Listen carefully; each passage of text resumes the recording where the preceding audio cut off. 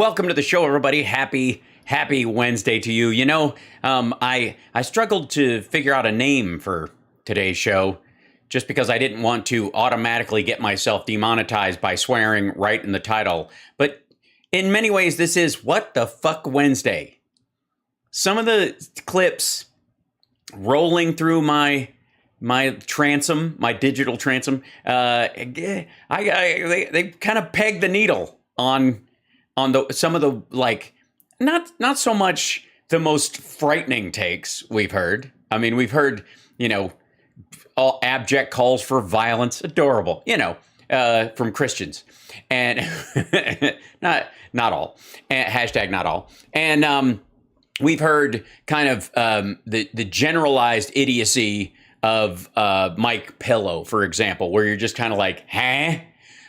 There's a, like, I haven't settled on a spelling, so it makes it very hard for me to title some of them, because there's definitely a few of these days where I'm going over videos and I'm like, huh? Like, that's what I want to title it. I just want to call the show that because but What the Fuck Wednesday, and I was like, is it Wednesday the fuck? Like, is it the Wednesday the fuck? Question mark, something like that. But yeah, huh? Right? It's nearly impossible. I wish I could just have a dog tilting its head. So you know what I mean? I need a pop-up graphic, just because some of this shit, oh my god, these are, in theory, grown human beings. Prime example, this dipshit. Now, obviously, he looks like he's in mid-cocaine sneeze, but that's because I froze it as soon as the ad was over, and we always have to jag it back on Rumble because he can't. He literally cuts it. Well, okay, guys, because he thinks you're going to lose interest if there's 4 frames without him talking. Which, I mean, know your audience. I suppose that's true. This, if you don't know, is the namesake of the former president, Donald Trump Jr., the man with a deviated septum made almost entirely out of caked up Peruvian flake.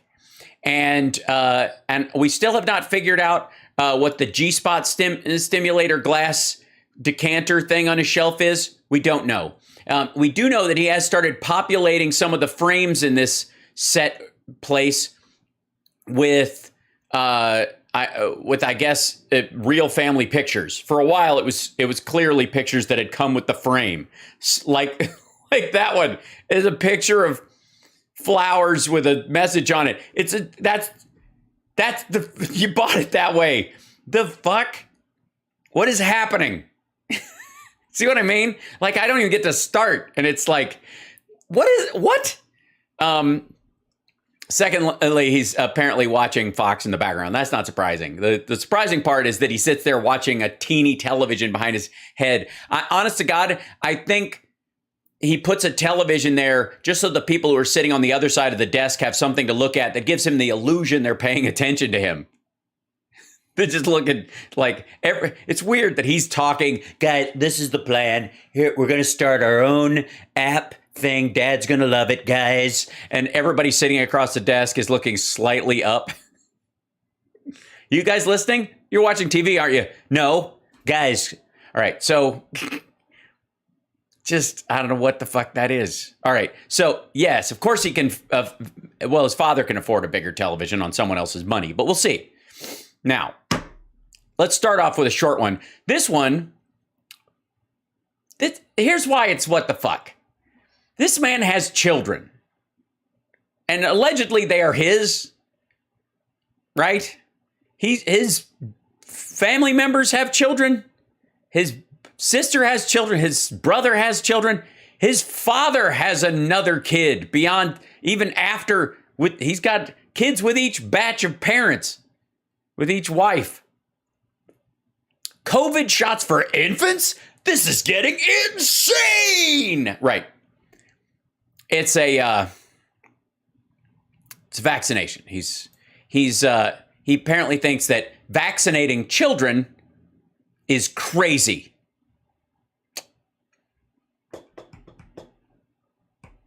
Yeah, I know what you're thinking. You're thinking, but kids get, in the first 2 months of life, like right when you're born, they give you a bunch of, they get polio, hepatitis, pertussis, whooping cough, whatever it's called. Yeah, I'm gonna. What is it? Pertussis. Thank you. Pertussis, diphtheria, tetanus. They give you a tetanus shot. Yeah, DTaP, rotavirus. Like they give you a big swath of them. When my kid was born, one of the conversations is, do you get them all at once or do you space them out, like over a week? Yeah, measles, mumps, rubella. They gotta have them to go to fucking preschool. Like what parent doesn't know this? His kids aren't that old, right? This is just stupid. I mean, did they just farm out every element of their parenting? Is that how the Trumps do it? Let's see if he just thinks it's COVID. Like maybe he cops to understanding polio. Here's a man riddled with fear. He's trying not to watch the January 6 hearings, but it's hard. Every time he turns on the television, even Fox is playing them. Okay, here we go. Well, folks. There it is. As if you needed more stuff to be pissed about. Yeah, why? Oh, more stuff to be pissed about. We're going to be pissed that the FDA has cleared a vaccine for children under 5 for a disease that's killed millions of people and is. I think the CDC just gave it to us. America is now, folks, the only country in the world that had these vaccines to start with, and is the country with the companies that's coming up with the ones that have cleared the FDA hurdles to be given to children. That authorizes COVID shots for infants. Right. And yes, we're ahead of the curve. You'll recall we also had the first vaccines that worked. Yeah. Next, what the fuck are they going to do next? Measles and polio? What is this? The White House confirmed, and prior to, I guess it was Saturday, no nation in the world was giving mRNA shots to kids under 5. The Biden administration. It's the administration. They're forcing it down your throat and up your keister. Has become the first of many things, usually all disappointing to Americans. Yeah, the infrastructure bill, the rescue package, finally getting us out of Afghanistan, hitting 3.6% unemployment. Yeah, all those things. To patriots, to people who are actually from America. As opposed to immigrants, I suppose. To our citizens, to our economy. They've got a lot of firsts, it seems. This is yet another disastrous one. So we are clear, folks. Mm-hmm. We have a baby formula shortage. No, not really. The baby formula shortage is largely handled. Hold on. Let's see. Let's see. Baby formula shortage. Let's see what the current state of that is. To remind everyone, the shortage itself started because a specialty form of baby formula for kids with gastrointestinal issues or the inability to process certain amino acids or proteins was made in one plant because they don't sell a lot of it. They don't make a lot of it. It's only for specialty cases, which is under 5,000 kids a year and out of the millions. And so they make it in this one plant, and that plant's the one that shut down. So it not only took a certain amount out of the regular, but it also removed these specialty formulas. And the people who were really facing the shortage were people who needed this special formula, which they're flying in supplies from overseas to kind of counteract it as this plant opens up. Let's see. Here you go.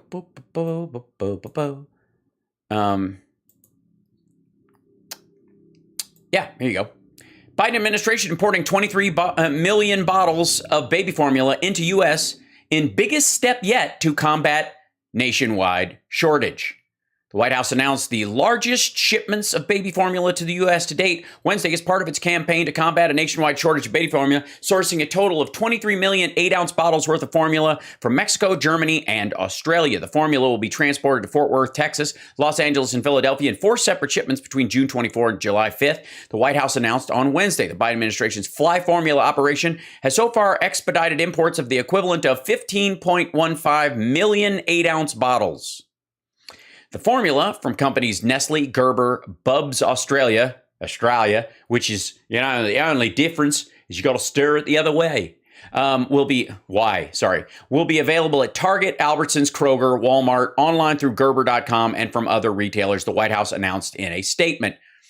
Biden launched the Fly Formula mission last month in response to COVID-19 related supply chain issues and the shutdown of an Abbott Laboratories formula factory in February due to bacterial contamination that caused a severe nationwide shortage. And of course, not to mention the deaths of 2 infants and the sickening of 6 that they've measured. There's been other kids with like gastrointestinal issues and they had problems with it, but they didn't catch the disease and therefore might not register. But that was the concern. So it was going to spread. The factory, I have a cat at my door, I think. Someone's knocking. It's sort of like the Raven, but with a cat. Oh, right. So anyways, problem occurs, you handle problem. That's what adults do. Some solutions are quick and easy. Some solutions take time. When you're dealing with what babies eat, there's a level of quickness on some point, but you also need to make sure that whatever you're bringing in isn't worse than the problem in the first place. Okay, so there you go. Big number, 42 million. That's the number of 8-ounce bottles worth of formula. Nestle said it plans to supply the U.S. when the FDA approved the imports. Bubs Australia pledged another 27.5 million bottles worth. There you go. There's no, and believe me, do you think this asshole knows any of the details about why it started, much less why it carried on, much less what's being done to fix it? I mean, in America right now, a baby formula shortage. Why is that? Because the one plant that made the specialty formula had Chronobacter and Salmonella. But you know what we got? What do we got? We got COVID. We got 19 shots for babies. How are these comparable in any way? The first country in the world, folks. Way to lead, America. Yes, way to lead America. And? What could possibly go wrong in the Shots for Tots program? So? Yeah, I mean, it's a shame this asshole wasn't around during the polio outbreak. Now? This is according to the AP. The U.S. is opening up COVID-19 vaccines to infants and toddlers and preschoolers. Shots are to begin next week. Right. We know. The rest of us are all caught up. This is normal. It's good news in general. Smart. U.S. health advisors have recommended COVID-19 vaccines for infants, toddlers, and preschoolers, the last group without shots. The first sign-off was expected. Watching this man read. It's one of the more difficult parts of my job. It's a torturous endeavor. Look at this. Later in the day, again, I think this was on Saturday, from CDC Director Dr. Rochelle Walensky. Why? Hasn't the science shown that this is the least susceptible group to COVID-19? Statistically, almost no issue, unless perhaps they had crazy pre-existing conditions or something. Yeah, it's weird. And so by getting it and not dying of it, and the kids who might have that pre-existing condition that you're not aware of, you might save a bunch of infants. And as long as it's safe and secure for them, yeah. But I mean, they think it's reprogramming your DNA and you're no longer human. I mean, this asshole is clearly falling into the mRNA vaccine thing, is an us versus them, the humans versus proto-humans, that this is a part of the future humanist body mod movement, that this is the transmogrification, the transgendering of all humans. Something like that. The U.S. is one of the first and probably the only countries in the West doing this. Most of our Western counterparts have scrapped mRNA vaccines for toddlers and infants. Why? Because they don't make them and they're having to buy them from us. Because there's conclusive data showing that there's zero to no benefit for that specific group. Okay. When polio isn't running rampant in general, when there's not a big, like, or measles, a better example for this dipshit, when measles aren't in a current outbreak, or you don't hang around with like weird quasi-Baptist snake handling assholes who don't get their kids vaccinated or have measles or chickenpox parties. If you aren't around those people and you get your measles vaccine as a kid, the chances that you get measles are zero to none in life, because when it was a problem, measles was a lot more prevalent, not just here, but worldwide. Then the measles vaccine showed up, and it's not hard to get. And most times you have an outbreak, it's in a weird enclave of religious lunatics who won't get the vaccine and spread it to people who are like vaccine hesitant because they read something Marianne Williamson said, or they watched a Rusty Rockets video and they're like, I don't know, maybe I'll wait. And then their kid caught it because it timed out. But for the vast majority of sensible humanity, because you've had your measles vaccine, you get on with your life not having to worry that you're going to catch measles. Even if it never comes up, you never are exposed to it. Now, if you're never exposed to it, technically speaking, the data would show that you're not engaged in, you're not going to get the damage or the dangers unless you have a special, there's not going to be any trackable data on it. There isn't.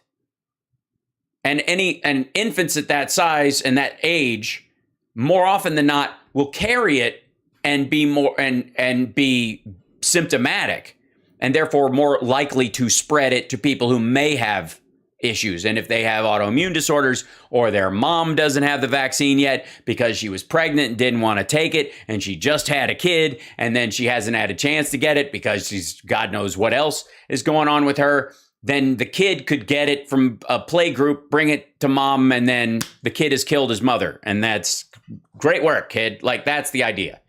It's just stupid. And we don't know what could be the long-term effects. Obviously, we developed tails. Prehensile, I'm hoping for. And I want slit eyes. I want to blink both directions. I want to blink this way and this way. And if I have to live off of liquefied humans in a milkshake, I'll drive to New Mexico to Area 51 and crawl down one of the holes and feed myself once a year, gorging on the remains of innocent victims. And then I'll just, go back to, what would I do as a lizard person? Real estate, I guess. That seems like the best business. Because it hasn't been around that long. So... Yeah. You're telling me that calling something Operation Warp Speed isn't making people feel better? You take a group that's virtually not susceptible to it, and you give them a vaccine that they've tested and cleared more hurdles, quite frankly, than it did when they were giving it to adults. Decide just to shoot them up again. Yes, we're shooting them up. They just tie the kid off. It's different when you vaccinate a child. You have to tie the rubber around it and give it a big tug and like that. The hard part of the mRNA vaccines is, of course, cooking it in the spoon. Why are we one of the few countries authorizing this thing? Because our companies came up with it faster, and Pfizer and Moderna and your father rushed the process. So we were already 6 months to a year ahead of every other country. And the only one that had an mRNA vaccine that was close was AstraZeneca, and it was not as effective as Pfizer and Moderna, and it has some inherent problems with it. So it's basically been skipped. We don't use it. We passed on whatever batches we had. We gave them away because they didn't clear our level. They cleared other countries' level. Mexico didn't mind. Some areas in South America didn't mind. They're fine with the risks. The U.S. has a higher standard, so we stuck with Pfizer and Moderna, and we've been on it ever since to make sure that we don't have another wave so we can get on with our fucking lives. Does anyone trust the CDC anymore? Yes. Yes. Yeah, even you do, fucko. This is the part that drives me crazy. It's like, I don't trust the CDC or the NIH. Yeah, you do. Yeah, you do. You're not wearing a mask currently. CDC's guidance isn't that you have to wear a mask, period. You trusted them. You didn't go, I don't know. They told me not to wear one. They told me to wear one, and I was like, I'm not wearing one of those fucking things. So I didn't trust them. So I still don't trust them. They told me it's okay to take it off. I'm putting it on now. Like, get out of here. It's like people who say they don't trust anyone. Like, people are stupid. I don't trust anybody. American public is just dumb. They're uneducated. They're fucking dumb. They'll buy anything, blah, blah. Did you drive here? Yeah. Okay. What was separating you from oncoming traffic going like 50 miles an hour? A yellow line that you both agree societally that you'll stay on the other side of. You don't actually believe it. You trust people all the time. This is garbage. If it was me, guys, I'd say hell no. Yes. And by the way, that's because as an adult, you have the exact same logic as you did when you were under 5 years old, I'm presuming. What am I supposed to do? Take some chemical from some dude I barely know? You know, sure, a little money exchange hand, guys, but I don't know. Am I going to just blaze a rail of this powder? This could be anything, guys. This is my fake exasperation noise. Enough already, right? No, not enough already, right? What? Enough already. Can't we just let the children die? Infants, toddlers, and preschoolers, they're doing just fine. Until they aren't. Again, what's this asshole's argument about whooping cough or polio or hepatitis or meningitis? And I guarantee, by the way, that his wife, whom he is no longer with, who he left for Gavin Newsom's ex, got the kids all vaccinated for school. His wife took care of it. That's abundantly clear. That's how it goes in the Trump family. Dads don't do parenting, except the slapping part, I suppose. And if the tales are true, punching as well. His dad apparently punched him when he wasn't wearing a suit to a baseball game when he was in college. There's no way his kids were homeschooled because they refused to get vaccinated. Okay. Are there still people out there who trust the CDC? Yes, you already said that part. It's on the second. You know what you should do is when you're done with a talking point, tear off that Post-it note and put it on the desk in your done pile, and then you can send it to whoever pays you for these things. That this is going to be 100% a no-brainer. There's not going to be any downside whatsoever. 0% chance that has to be high. Now, that doesn't mean there's not polling out there. I don't want to get fact-checked. This is my opinion. Yes, we know. It's not based on reality. We don't need to be told that. Also, would your inversion about the 0%, 100%, I'm sure there's no problems with it. You're comfortable with the idea, I'm sure it's 100% that if you don't vaccinate, sure, there'll be a couple of kids that die because of it. What are the chances that some of these kids start getting it? Or one of these variants, like a variant of Omicron that attacks the lungs, is worse for kids, and we didn't see it coming like Delta, and, you know. But the group least affected by this, let's make sure we jab them so far up too, folks. By the way, they'll also, I don't know if you know this, kids tend to age, and when they have immunity for a long time against a disease, if there's another arc of it, especially with the mRNA antibodies that they seem to be showing, it protects them against other variants of the coronavirus, this particular one, and very possibly other coronaviruses. Like if there was a COVID-23, for example. Great news. We're already working on a vaccine for the COVID vaccine, just in case there's unknown things coming from that we're going to stick in your 2-month-old. Wow.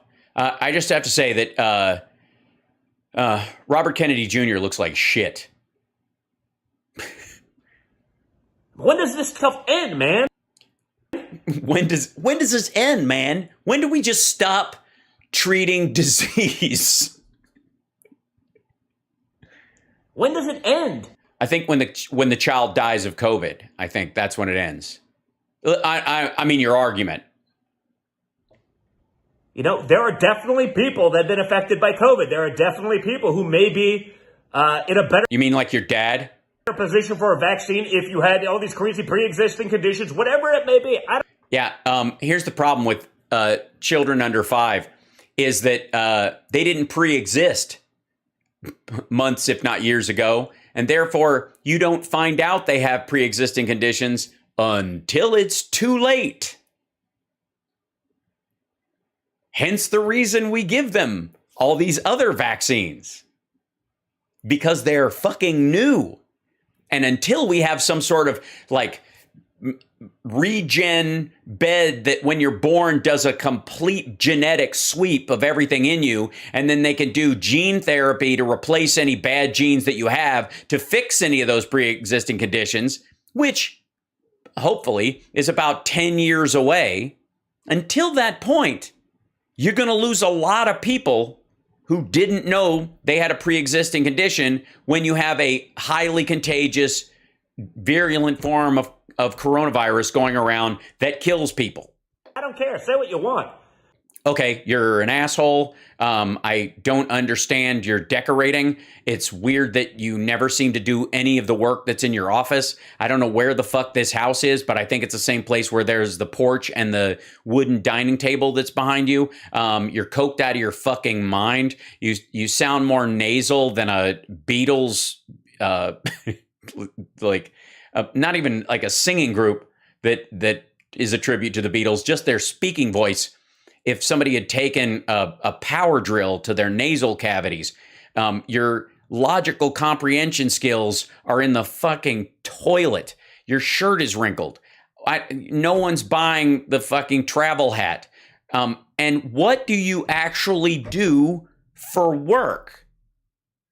Nobody knows. You guys have not opened a new building. You haven't broken ground. I haven't seen you motherfuckers cut a ribbon since '93. You're high as fuck. You're rambly. You dumped your wife and kids for like your opening act, I guess. So can I still say what I want? Your exasperation and confusion is supposed to be some sort of shared, I get you people to your crowd. But I'm beginning to think that a bunch of them think you're fucking dumb too. Also, you wouldn't be alive if it weren't for some of the vaccines that were given to you by your mom. And believe me, your dad didn't give a fuck when you were a kid. There's no way. One of those things would have got you. Living in New York, being raised in New York. That's if you're talking about cities where diseases go to meet other diseases and make other little new diseases, New York's your city. I mean, what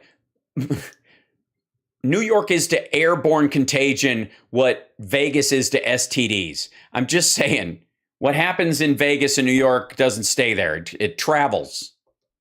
Yeah. This is scary stuff right here. No, it is not. It's scary that a grown man has this reaction to it and thinks it's normal.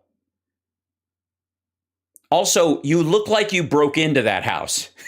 It's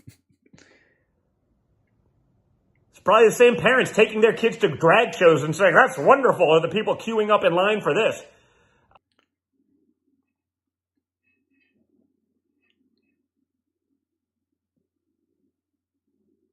Huh? See what I mean? How do you spell huh? Huh? So what you do is you take something normal, something healthy, something functional, like getting your kids vaccinated, and you align it with some sort of social issue that you think has legs, and then you tie them together to try and make them both equally bad. And maybe along the ways, you take something that's rare and kind of extreme, maybe even on some people's radar on a social level, and you can take that and you can have such an impact with it that you can get some children killed. But then this asshole thinks that like these under 5 should be able to have an AR-15 if they want one, but not a vaccine. How about this? How about we come up with a vaccine for wanting to own a gun? I want to know what stocks Congress is buying. What stocks? The same parents taking their kids to drag shows and saying, that's wonderful, or the people queuing up in line for this.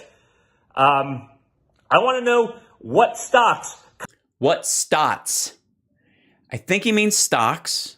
And I think this is more of the Rusty Rockets bullshit about the only reason they're for this is because they own stock in Pfizer and Moderna. Hold on one second. Let's look at Pfizer stock. I'm sure it's okay, but let's see if it's gone up. Here you go. 1 month. Okay. So it's at $49.07, up 96 cents today, up 2% almost, considering. Of course, it's down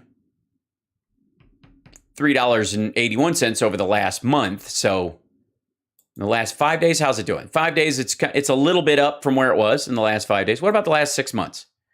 It's been a rocky 6 months. Year to date, pretty much the same. Hasn't moved much. 1 year. Let's look at the 5 year. 5 year is probably up. There you go. There's some green area because of them coming up. Where's the part where, here's where they came up with their vaccine. But even then, it's not really, I mean, it's up definitely, but it's not up like $100 or something. This is not Tesla stock spiking. But in the past 5 years, it's gone up $16 a share to $49.07 a share. I mean, well, let's see. Maybe Moderna is what he's talking about. He's worried about, and I don't know how to spell stots.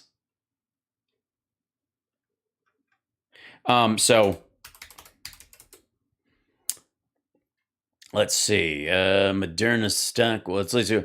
Oh, Moderna is doing much better. It's $136.48. Fewer shares out there.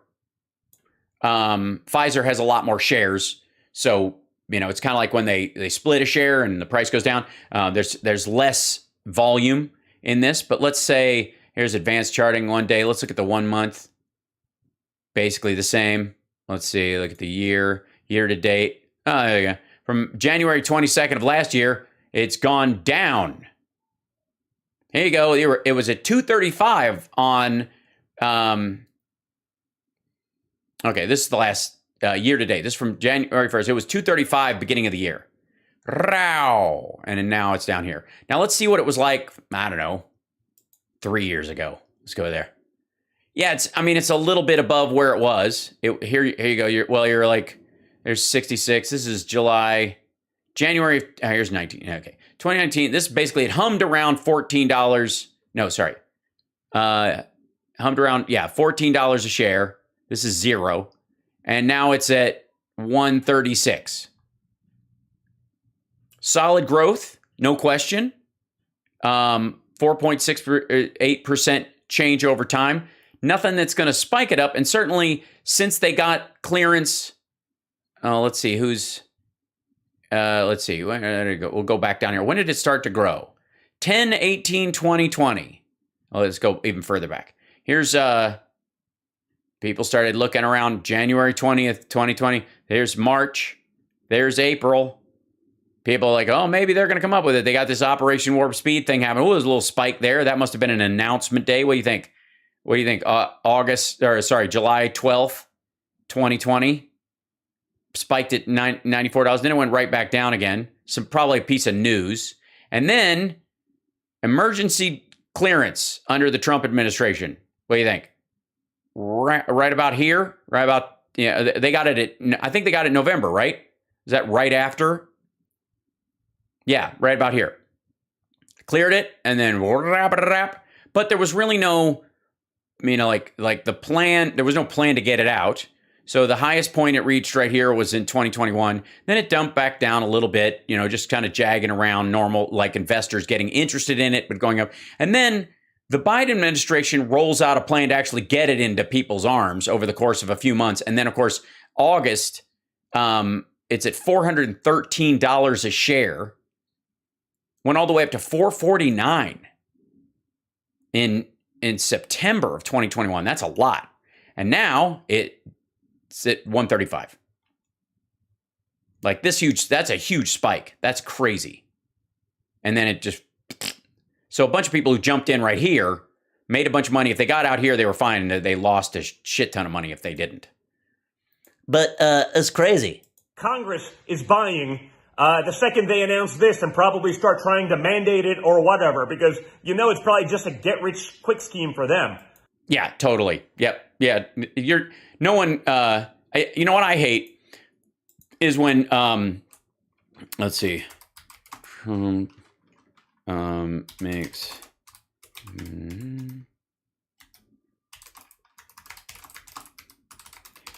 there's a,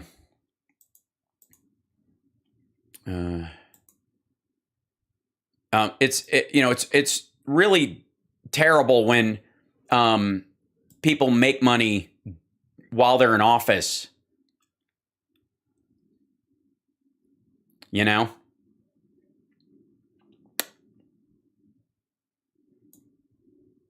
Don't get me started on Ivanka and Jared. By the way, Ivanka and Jared don't show up looking like this on camera. Let's be abundantly clear. Even in their deposition, they look like there was a step and repeat on the way. Why do we say enough is enough, folks? Yeah, enough is enough. Enough vaccines. Whatever the next disease is, just have it take my kid, okay? I don't need this. You don't need this. I didn't need a fifth kid. When do we say, give me a break? Oh, I know when. I know when we say give me a break. I know exactly when. Hold on. Trump.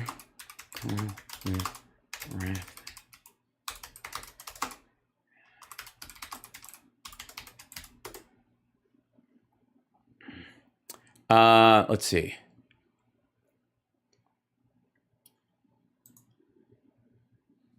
President Trump's pressure campaign against state officials existed in all the key battleground states that he lost.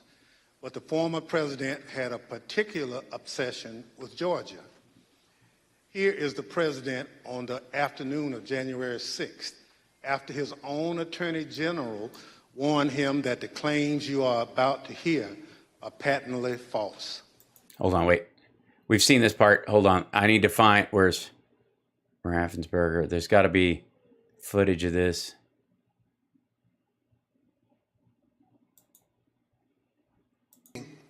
Location, but we were following wait times in line. In the afternoon, our average wait time was 3 minutes statewide that we were recording for various precincts, and it actually got down to 2 minutes. Yeah, because everybody was voting from home and by mail because COVID.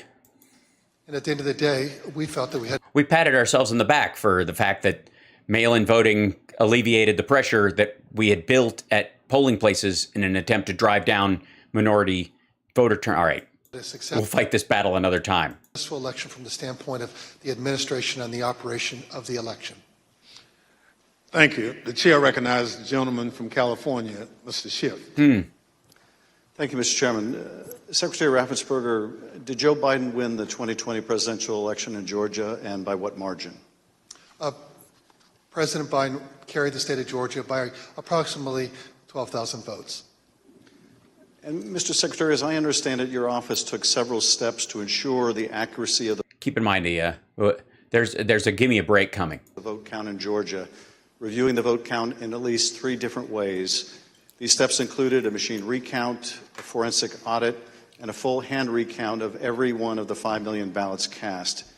Did these efforts, including a recount of literally every ballot cast in the state of Georgia, confirm the result? Yes, they did. We counted the ballots with the. By the way, I don't have video, but we do have live audio of Trump watching this. First tabulation would be scanned.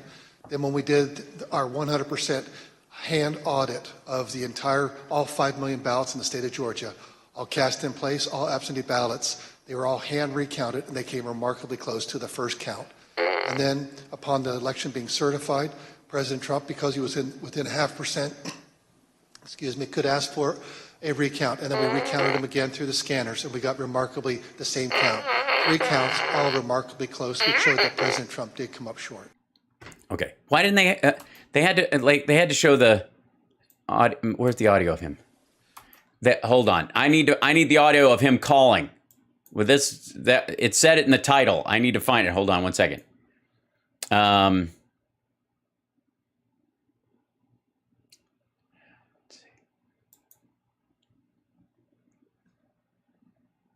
Yeah. Okay. Here we go. To get rid of the ballots because the ballots are unsigned. The ballots are corrupt, and they're brand new, and they don't have seals. And there's a whole thing with the ballots. But when are we going to hear people say, "Give me a break"? The ballots are corrupt, and you're going to find that they are, which is totally illegal. It's more illegal for you than it is for them because you know what they did and you're not reporting it. That's a criminal offense. And you can't let that happen. That's a big risk to you and to Ryan, your lawyer. That's a big risk.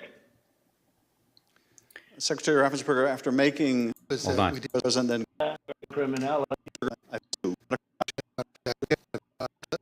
Hold on. Play it. I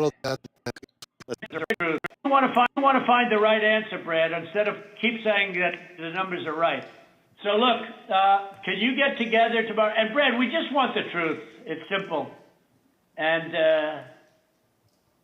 everyone's going to look very good if the truth comes out. It's okay. It takes a little while, but let the truth come out.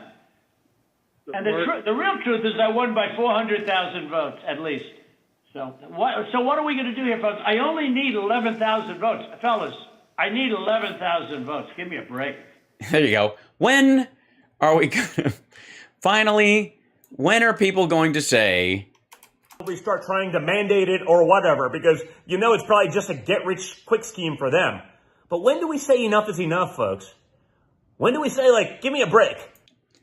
That's how you know that Don Jr. has been watching the hearings. Because like his dad, he has a very porous, smooth brain, and any seed that falls on it is immediately absorbed and regurgitated instantly. The reason he's saying, come on, guys, give me a break. When are we going to say give me a break? It's because he just reheard this call again. I need 11,000 votes. Give me a break.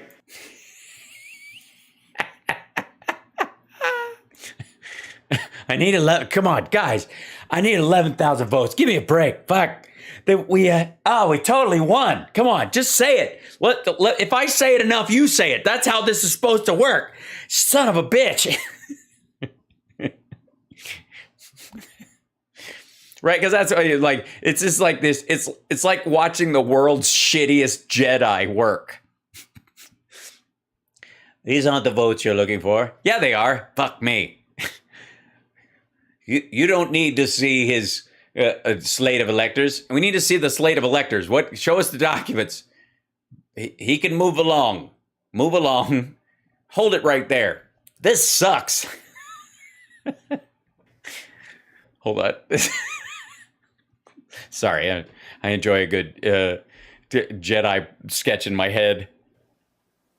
Oh, quit it. This can't be serious. No, it isn't. You're right. Your entire video is inserious and a waste of time. And, man, make up your own minds, folks, but, Jesus. Insane. Well, that covers it.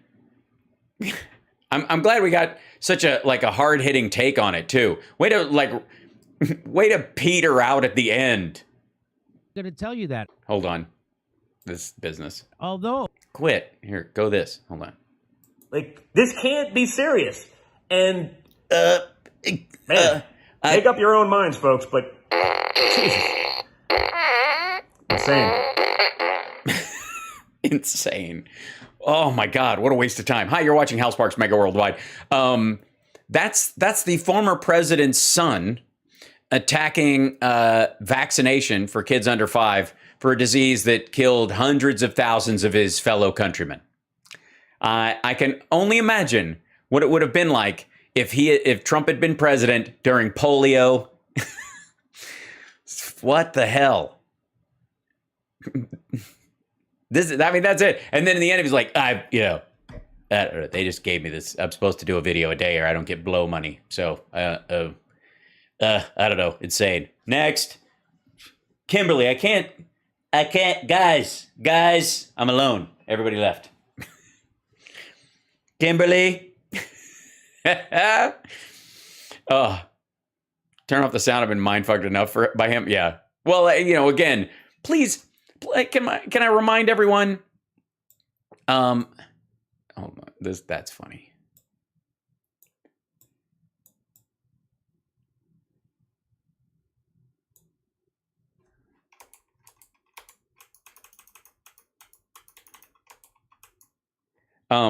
Whatever you do, don't take this asshole seriously. Sorry, I had to find a freeze frame that wasn't totally disgusting, and it was very hard. I don't have a lot of time. Right. Like, one of the worst things you can do in response to Trump is to cease mocking him and take his threat seriously. Now, are there Proud Boys that are very dangerous out there? Are they kind of like on the Timothy McVeigh, David Koresh level things? Absolutely. And they need to be watched out for. And certainly Trump is doing his best to incite these people to do something on his behalf, but they don't really need that much of a push, right? And giving him that power over them, like he's got this hypnotic control and that they're not responsible somehow is on the one hand, it elevates Trump as a threat beyond what he actually is, fills your life with anxiety, and gives him sort of a macho boost because he would rather be a threat than a cure. And the same thing is true of this dickhead. You need to look at the ground troop guys who are just basically looking for a leader to give them an excuse to do this shit. But that doesn't excuse their actions that they were, puppets of the greater master. Like he needs to see, Trump needs to enjoy justice in the courts.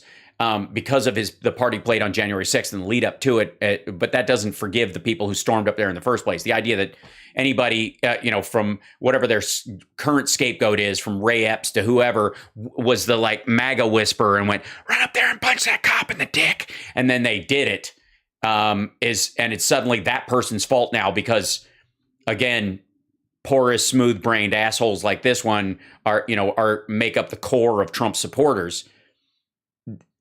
I don't buy it. These people are responsible for their actions. Fuck them. But the same thing, if you make these people in control, it's kind of like you're in danger of doing the same thing that Trump did with MS-13. Trump would talk about MS-13 as if they were the only gang in the world, the most vicious one in the world, and he's almost singularly responsible for a lot of the turf they have gained in the last 5 years. Because he talked them up and made them the scariest gang in the world. So other gangs literally were like, he built their rep. Most gangs like that run on rep. And Trump was like the biggest MS-13 PR person in the world. And they're by no means alone in their viciousness or even superior in their viciousness in the stuff that they carry out. He just focused on them because he thought they were, it was easy to remember. It didn't have a Spanish name that he would fuck up saying every time, but it was still, he could, associate it with a Mexican gang, even though it's MS-13 started in the United States and then went to Central and South America and grew there.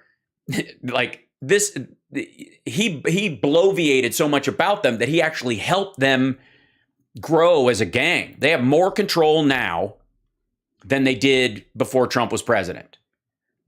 And I've been pointing that out for years, but at the same time, I want to remind you that the same thing is true of Trump and Don Jr. The most important thing is to remind yourself that not only are they dipshits, and most of the time they're just blathering word salad and grudges all over everyone, but the more you stick to that awareness and don't get caught up in the emotion of it and get upset or allow them to hijack your emotions, the more you can mock them freely and comfortably in a way that it really irritates trolls, quite frankly, and also undermines their credibility with their own people. Because it is the threat and the power of Trump that if he has any power left over in the Republican Party, that's where he gets it from. Oh my God, the man says jump and they say how high. No, he doesn't. This goofball is a dipshit with zero power in the world, and so is his dad. He lost Georgia again. At this point, I think Kemp's just fucking with him. But for First of all, he cannonballs Mo Brooks, which, you know, good riddance to bad rubbish. Yeah.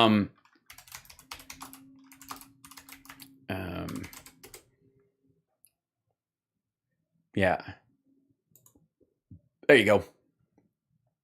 Hold on one second. See what I mean? Never, like, Trump's very bad day in Georgia. Trump congressional candidate Vernon Jones was defeated in June 21st runoff. Trump has been famously obsessed with Georgia politics for the past few years, but he doesn't have much to show for it. In November 2020, he became the first Republican since George H.W. Bush to lose the state in a presidential election. He will lose it again, by the way, hands down.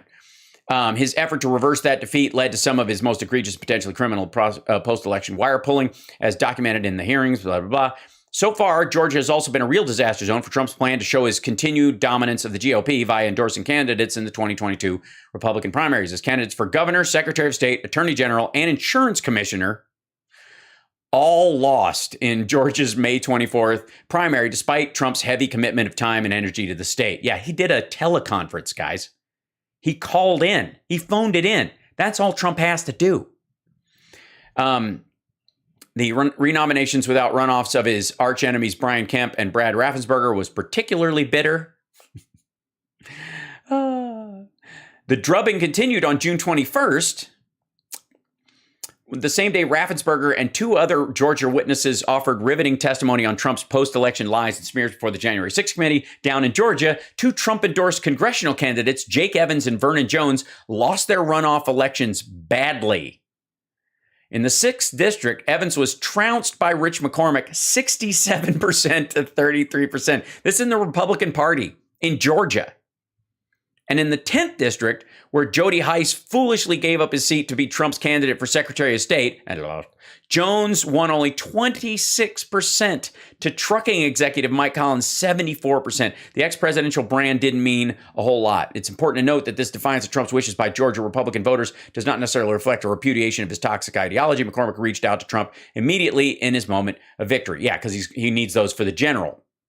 But you have to do that or he'll attack you. It's not about control. It's about Trump is going to keep these voters home. It's bad for all of you. It's going to fuck up Herschel Walker's race. It's going to fuck up McCormick's race. It's going to screw the pooch on all these fronts. It could very well give Stacey Abrams the state.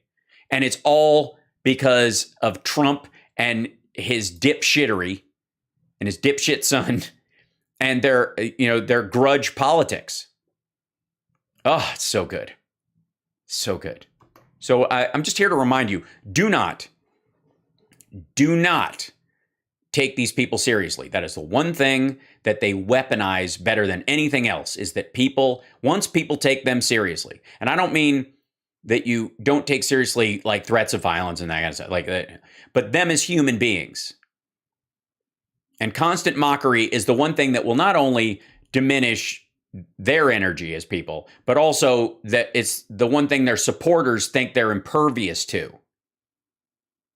So there you go. All right. Next up. I don't know. Okay. When we click on Glenn Beck's videos and we look at his like sort of Burl Ives Alex Jones character that he does. And, it's all end of the world and, stock up on beans and pancake batter and hide in your, take an old kerosene tank and hide it buried underground and use the hatch as a way to get in and out of it and, do one ventilation hole, but, it's not even really necessary. Stack it up with dirty magazines and beans and, fart yourself into oblivion, whatever his plan for the end times is. We often will joke about what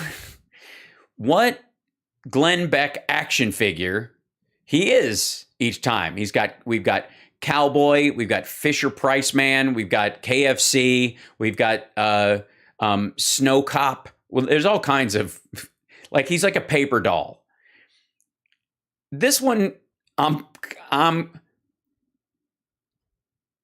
gonna go with homemade firework maker Glenn Beck post visit to the emergency room.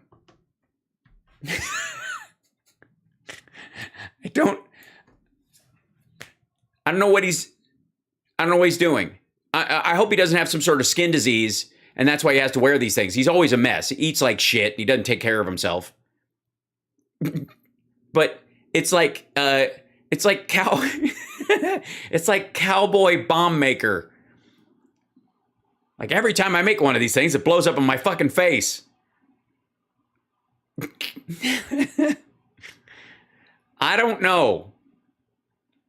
I mean, I'm sure it's cold in the garage where his family keeps him. And this is cowboy bedroom isolation Glenn Beck. This is where he this is his part of the garage at his home that they've turned into this satellite studio, completely made up, by the way. This is not like, if you guys watch my morning show, for example, you see the back wall in my room. That's in the sort of basement TV area. It's like a finished basement kind of a thing. And it's just I've got a wall of posters and some cabinets. That's real. I try to make it look nice because it's behind me in something, and I don't want to be too harshly judged by room raiders, but it's real. Like all the stuff is stuff I actually like. All this shit looks like, to quote Jiminy Glick, like a Canadian pretending to be an American. It's like he went to the store that like the Russians and the Americans went to fill their house with stuff to make it look lived in. Here we are. I am Sam and this is Debbie. And we have lived in America since we were born in this place. And we also like Coca-Cola, also sport and skiing. And we do American thing. One of our favorite things about being born and bred Americans is throw blanket from quilting shop at side of road on our way to Tucson. Yeah, it's a home goods display. This is so fucked up. Queasy writer. I don't know what's happening in this, but this is another one of his, they're coming for you. They can't get you guns so the White House targets, interesting choice of word, ammunition sales with insidious plan.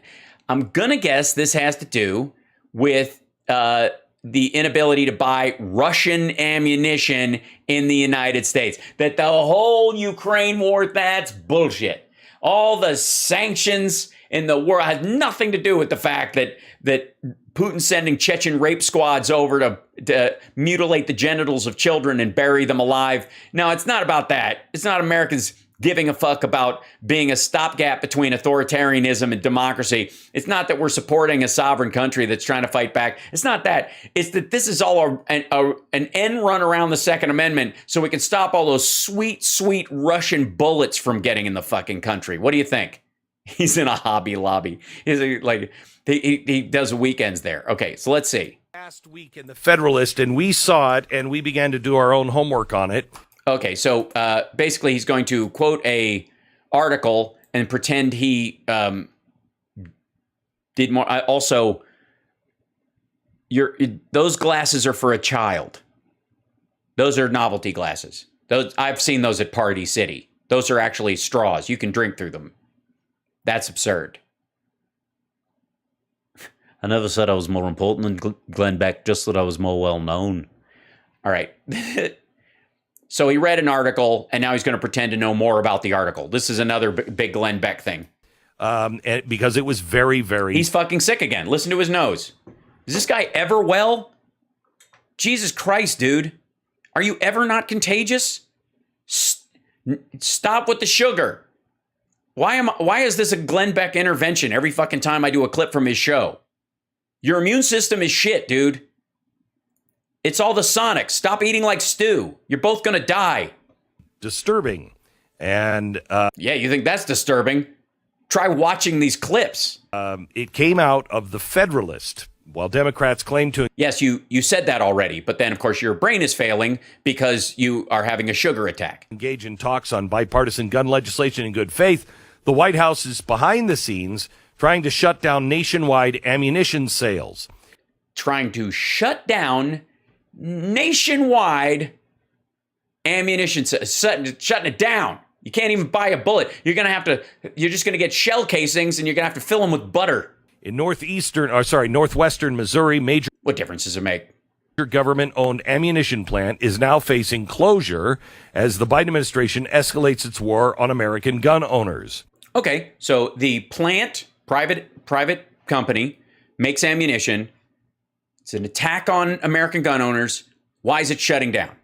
The Lake City Ammunition Factory is one of the largest manufacturers of 5.56 and 2.23 ammunition. That's 5.56 is what you got in your AR-15s. Hold on one second. Let's see. What was it? What was the name of that dump? Hold on. Say it again.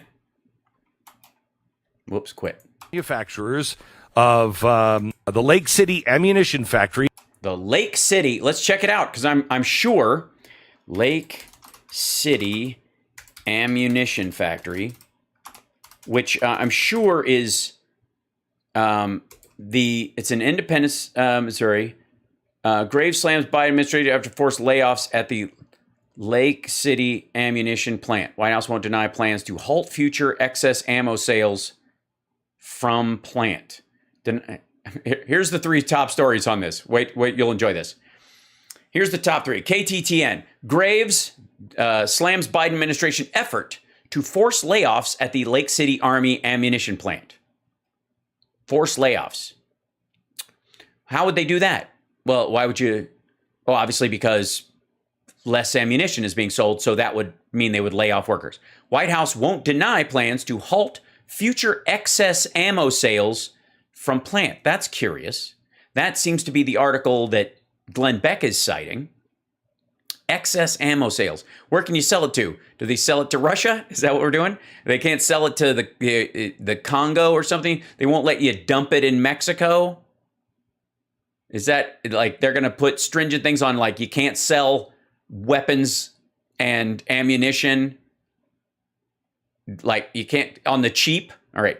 White House denies it forced ammunition plant to halt sales to civilians. Okay. So, three sides of the coin to choose from. Three sides of the coin, they are mine. All right. We'll open up this guy and take a look at it in a minute. I have no doubt. And then, let's see, the forced layoffs thing, we know it's going to reference the same thing, but we'll look at both of these in a moment. Let's see where Glenn takes it. And,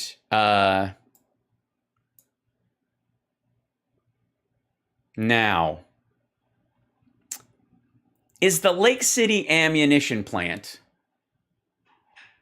a private company? No. It's a government-owned, contractor-operated facility in northeastern Independence, Missouri that was established by Remington Arms in 1941 to manufacture and test small-caliber ammunition for the U.S. Army.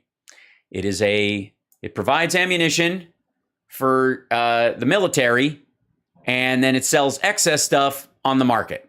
And the idea is that they're going to curtail that, or they're going to lower the output of it and stop ordering so much so they don't have too much. They've got plenty, so they've got stockpiled bullets, and it's not like eggs, they don't go bad. Is one of the largest manufacturers of 5.56 and 2.23 ammunition. 223 was, by the way, my prefix for my phone number when I was growing up as a kid in Kentucky. Just saying. Which is very appropriate considering it's also an ammo. Which is the most popular caliber for the most targeted firearm in the country, the AR-15. No pun intended. In operation since 1941 to produce ammunition for the U.S. Army. Oh, I'm sorry. The what? Sorry? They do what? So it's a government-owned and operated facility, or it's government-owned facility. It's operated by contractors who fulfill government contracts. Government contract. Yeah, when is Boeing going to overbuild airplanes so that I can just buy one at an airplane store in Burbank? With the private firm Winchester to run the enterprise and sell any excess supplies to the open market. Mm-hmm. The open market. So here's what... Yes. By the way, you're right for your ears to perk up around Fast and Furious and the like. Happened. what happened to all of Glenn's monitors in the background. He's in quarantine in his childhood bedroom. The monitors are in the other studio. They will cut to that, and Stu and whoever the other guys will be in that room. But since Glenn is sick and everybody else there has the same shitty diet and poor immune system that he has, he's staying away from them. Winchester called them. I'm sorry. The government called Winchester, apparently. Apparently, because the government is solely responsible for the contracts that keep the entire factory open. See, there's no overage of ammunition if the government doesn't buy it in the first place. And the price of ammunition is extraordinary if that place doesn't exist and sell the leftovers cheaper than you would have to buy it if a private ammunition maker had to go through the process and, of course, insure themselves and do all the stuff that's involved. Because if a round goes bad and blows somebody's fucking thumb off or sends a chunk of metal into their eye or doesn't work, and then they're not able to kill someone and then they're wounded, they could sue the gun, the bullet manufacturer for faulty merchandise. Unlike guns, you can sue over ammunition, insofar as I know. Allegedly, and said, oh, okay, so it's not true. They called the government called Winchester. I got news for you. They call them all the fucking time because Winchester works for the government. Oh my God. We're doing gangster comedy with a head cold. You got a cute little business going on here. No, you've got a government business going on there. You are a contractor who only exists because your primary client always buys. And it'd be horrible for something to happen to that business, That's just stupid. Like, yeah, they're going to burn down the Army's main bullet supplier. What I'm saying? No, nobody knows what you're saying. You dipshit. So what I'd like you to do is maybe stop selling the 30% of the ammunition to the private market. And Winchester said, most likely, well, if we do that, then if there's a war, we can't ramp up to be able to make more ammunition. Why? Of course you can. For the war machine. I don't think you heard me. You're going to stop selling that ammunition. Now, celebrity voices are impersonated. What celebrity would that be? I don't even know what that voice was. In this scenario. But I think that's pretty much... Oh, that's good. By the way, I would like to remind everyone that often I will have tech envy of Glenn Beck's setup. Not today, however. This is the shot of Glenn Beck in his childhood garage playroom, going to his studio during his show, because I guess he was complaining recently that he had bought his solar system isn't up to task for his off the grid compound that he's building for his whatever David Koresh thing that he's running, and this is what you get. Meanwhile, this morning I had Philip Ittner on from Ukraine. We had a couple of hitches, but nothing this bad. At no point was Philip, I think that's a motorboating icon, if I'm not mistaken. Was he replaced with the motorboating icon? Sorry, if you're top down, never mind. What happened there?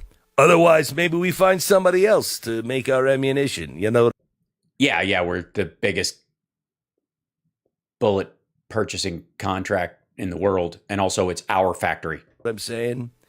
So Jesus Christ, this is tired. So public-private partnerships always work out so very well. They have up till now, fucko. You haven't complained till today. This has been around since 1945, you prick. This system, you had no complaints during World War II. All right. So we started the worst Dick York impression I've ever heard from Glenn Beck. Is that who that was? Doing our homework. It looked. Oh, finally. Have you done any on insulin resistance and the damage that large quantities of sugar, specifically in sodas, do to the immune system? in your homework. Glenn, fuck, man, I don't like you at all. I've met you. You're kind of a dick, but none of us want you to die. I'd rather continue to make fun of you. Quit. Get your shit together, dude. Looks like Susan Rice was involved in this. But again, nobody's talking because they're all afraid of their legs being broken. What? They're all afraid of their legs being broken. Oh, I get it. So the Federalist can make up a story, and if nobody either comments on it or bothers to answer some bullshit Federalist story, that means there's a big gangster thing that the Biden administration, specifically Biden, because it's the Biden crime family idea, is threatening to burn down the Army's ammunition factory if they sell the 30%, if they basically have cut back their order is what it is. And by cutting back the order, it raises the price of private ammunition for 5.56 in particular. One group that we have spoken, I know, like, knows the situation very well, is the National Shooting Sports Foundation. The National Shooting Sports Foundation. I would work on that, guys. The NISP. Whew. And we have Larry Keane on with us. What? How'd you get Larry Keane? What a get from the National Sports Shooting Foundation? Hello, Larry. The sniff, or whatever it is. How are you? Good to be with you, Glenn. How are you? Oh, it's good to see you, Glenn. It's nice to be on here when I sound like a voice you do when you're trying to be funny. That I'm gonna go with that. He's laughing at him because that voice is hilarious. I'm gonna go with that's an old picture, or he's just got a really old voice. Very good, very good. So, I know it wasn't quite as mob-like. Perhaps with Susan Rice involved, maybe it was more. But can you tell me, is the gist of what I just said correct? Oh, of course it is. Yeah, it's even worse than that. They actually came down and broke people's knees. Basically, yes. Basically. Great. Oh, thanks. Much better shot, guys. Thank you. Now we can get a better view of the completely unused environment where and this is the area where he pretends to paint. We gotta dress this up because nobody even believes, like, nobody's ever even sat on that couch. Winchester. Believe me, if anybody that is at Glenn Beck's compound had sat on that couch, you would know. Was contacted by the Army that runs or owns the Lake City ammunition facility. Okay, the Army runs or owns. They own it. Contractors run it, just like Boeing, kind of a thing. They make orders. The factory creates a certain kind of ammunition. What do you think we're going to find out that the Army's shifting away from 5.56 and 2.23 for one of their other rifles, and it has more to do with that? What do you think? Wait, hold on. Most used ammunition, my U.S. Army.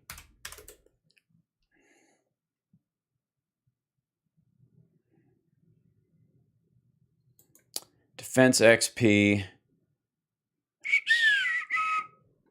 762.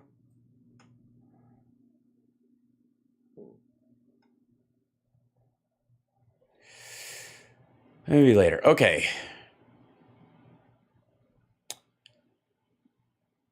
Okay. So on the list of here's the top 5 most used ammunitions in the world. Look at this. Look at this. It's like a family portrait of hate and death and destruction. I'm going to go with, I will say for the record, that, let me junk this down here real quick and move this out of the way.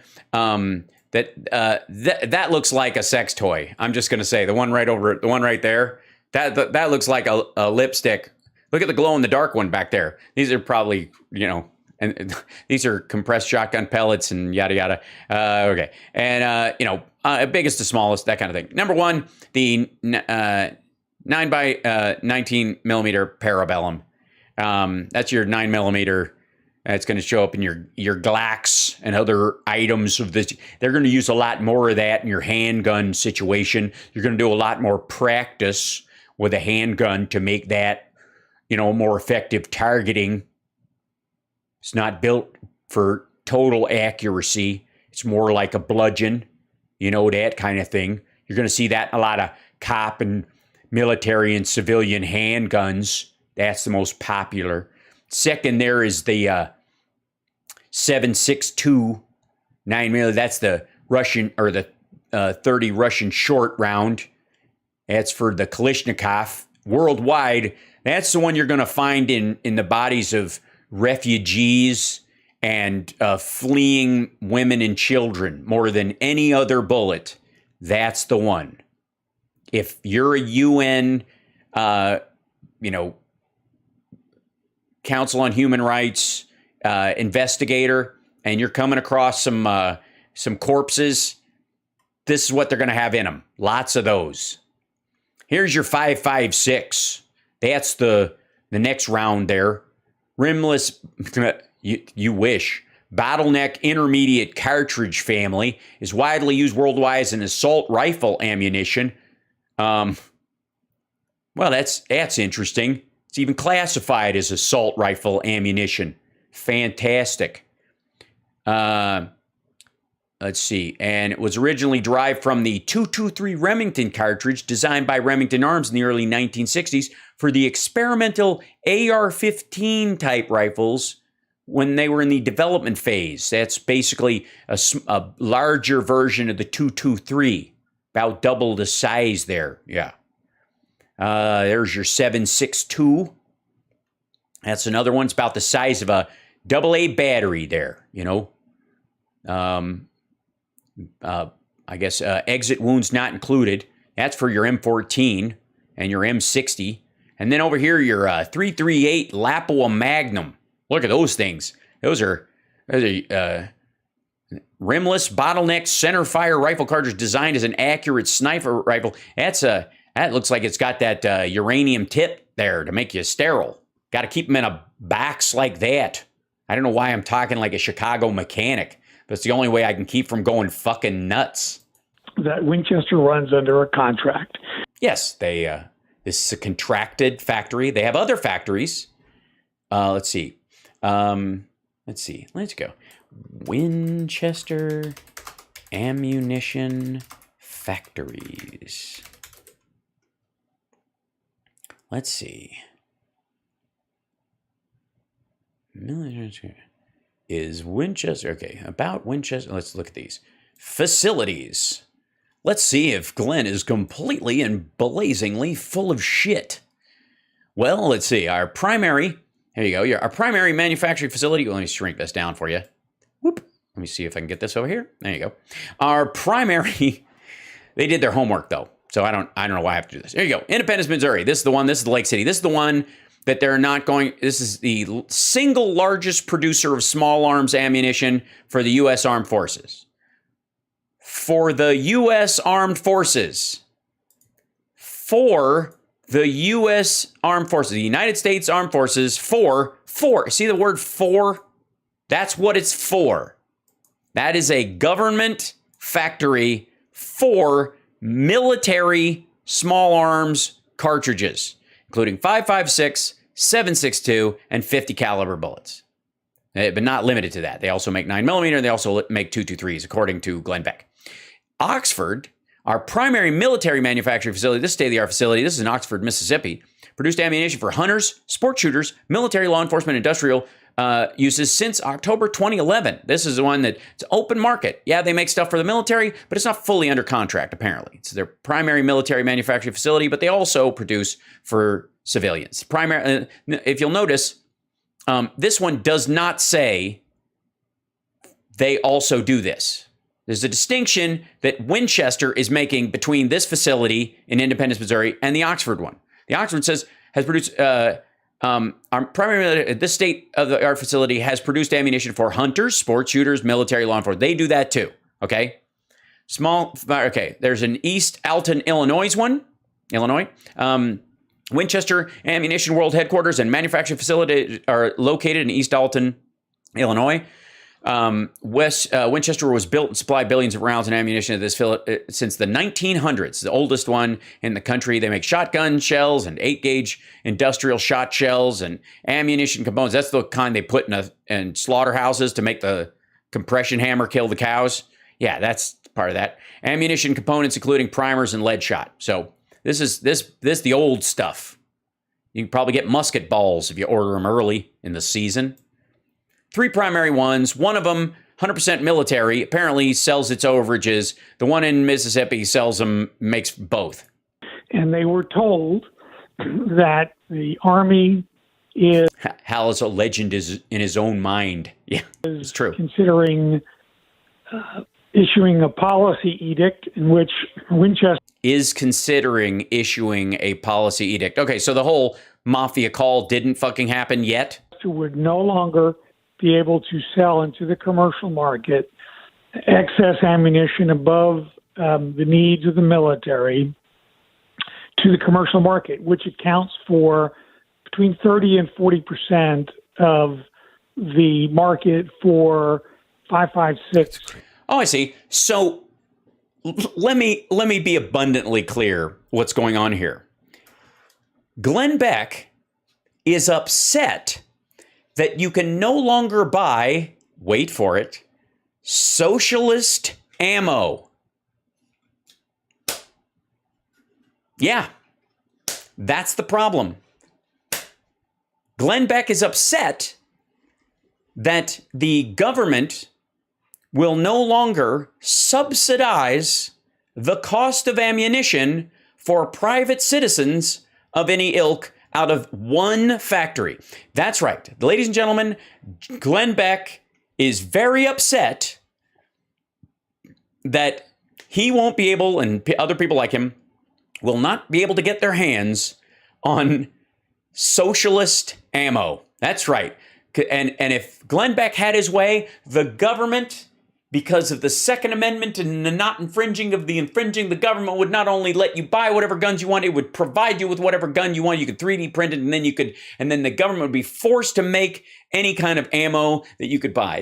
The ammo is socialist. It is government ammunition subsidized by the government. The only reason this ammo is cheaper and is available on the market and lowers the price of ammunition across the board is because it's a part of a government overreach. It is the taxpayer pays for the entire production that is so efficient, not even the military needs this many bullets. So they sell the overage on the market, and that excess ammunition, that 30 to 40% he's talking about, enters the market and artificially lowers the cost of ammunition, by the way, destroying the profit margin of independent mom and pop bullet manufacturers because of big government spending.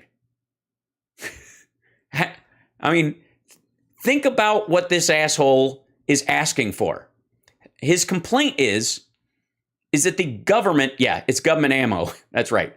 The government is not going to be providing them with cheap ammunition that depresses the price of the cost of ammunition, much to the chagrin, I guess, of private ammunition manufacturers. If you wanted to go into the business of making bullets in the United States, your biggest competitor is the United States government. Try starting a business. Go to a bank, get a loan for a business where your biggest competitor that dumps 40% of whatever product you make on it. You want to start a new electric car company, but the government has created electric car factories and they flood the market with almost 50% of the available ones, and they all work fine. As a matter of fact, they're tried and true. They've been around since 1945, these particular electric cars. They're all over the place. And you go to the bank and you're like, I think I can sell my electric cars for $60,000. And the guy at the bank says, you do realize that nobody can sell one for over $30,000 because the government makes electric cars and they just dump them onto the market. And you go home demoralized and sad to run yourself over with your electric car. If I'm going to belabor this analogy to death. And Glenn Beck is arguing that his rights as an electric car user are being denied because the government isn't going, might stop making electric cars so that other people have to pay full price for electric cars so electric car makers can make more money, I suppose. For fuck's sake, make ammo government again? Totally. Well, some people are saying it's communism. It would be communism if you had to go and work at the gun factory the bullet factory to get your bullets, and you get a bowl of bullets, and you go, "Can I have more, please?" But in this particular case, because they sell them after the fact, and it's literally a government plant that sells the overage. That would be socialist because they own it, right? The government basically owns the 100% of the contract. So I don't even know if this asshole realizes what he's asking for. If healthcare were bullets, this is Glenn Beck complaining about Medicare for all or Medicaid and Medicare. Ammunition, which is the caliber most commonly chambered for school shootings and workplace shootings and feral hogs. Modern sporting rifles. Modern sporting rifles. Well, guess what, asshole? What's so sporting about a modern rifle? You want it to be sporting? Do what I do. Get a muzzleloader, fucko. Including the AR-15. So it would have a sporting rifle, sporting rifles. It's like flip-flops with socks on, wearing your hat on backwards and going to NASCAR and a gun. They're all sporting. Devastating effects. So how's it going, sport? On the commercial market for gun owners, as well as to harm national security and military preparedness. Yeah, that's they're going to hide behind that. We're harming national security and military preparedness by not selling those overages. Maybe, just maybe, the government is recognizing that for at least the next couple of years, we won't be able. We're constantly going to be printing as much ammo as we have. There's not going to be an overage, and if there is, it's going to Ukraine. The government's just going to take it off your hands. You're not selling the overage. You're going to cut back production to what we actually need, and we're going to manage that instead of pumping bullets into our system and making. And one of the reasons why it's gotten so sporting and so fucking cheap, and why you can dick around with these things, even though every single one of those things can take a human life, and you should take it more seriously. But these assholes can go down there and just frap all day long like it's golf. So there's a couple of things here. First of all, why isn't the government giving me bullets? The people must rise up. The proletariat needs bullets. Well, let's talk about the commercial side. Yes, let's do that. The commercial side is that a government factory that is built for military use and has been for military use for decades has no other primary responsibility. If there's leftovers and the government decides to sell it, they can. But anyone in the private industry that wants to build and wants to make 5.56 or 2.23 or whatever can get at it. Peckerwood, go for it. You drop 30 to 40%. Your price, I've read, your price of ammunition would go up 3 to 4 times. Yeah, is that true? Obviously. Economics being supply and demand, if you cut the supply.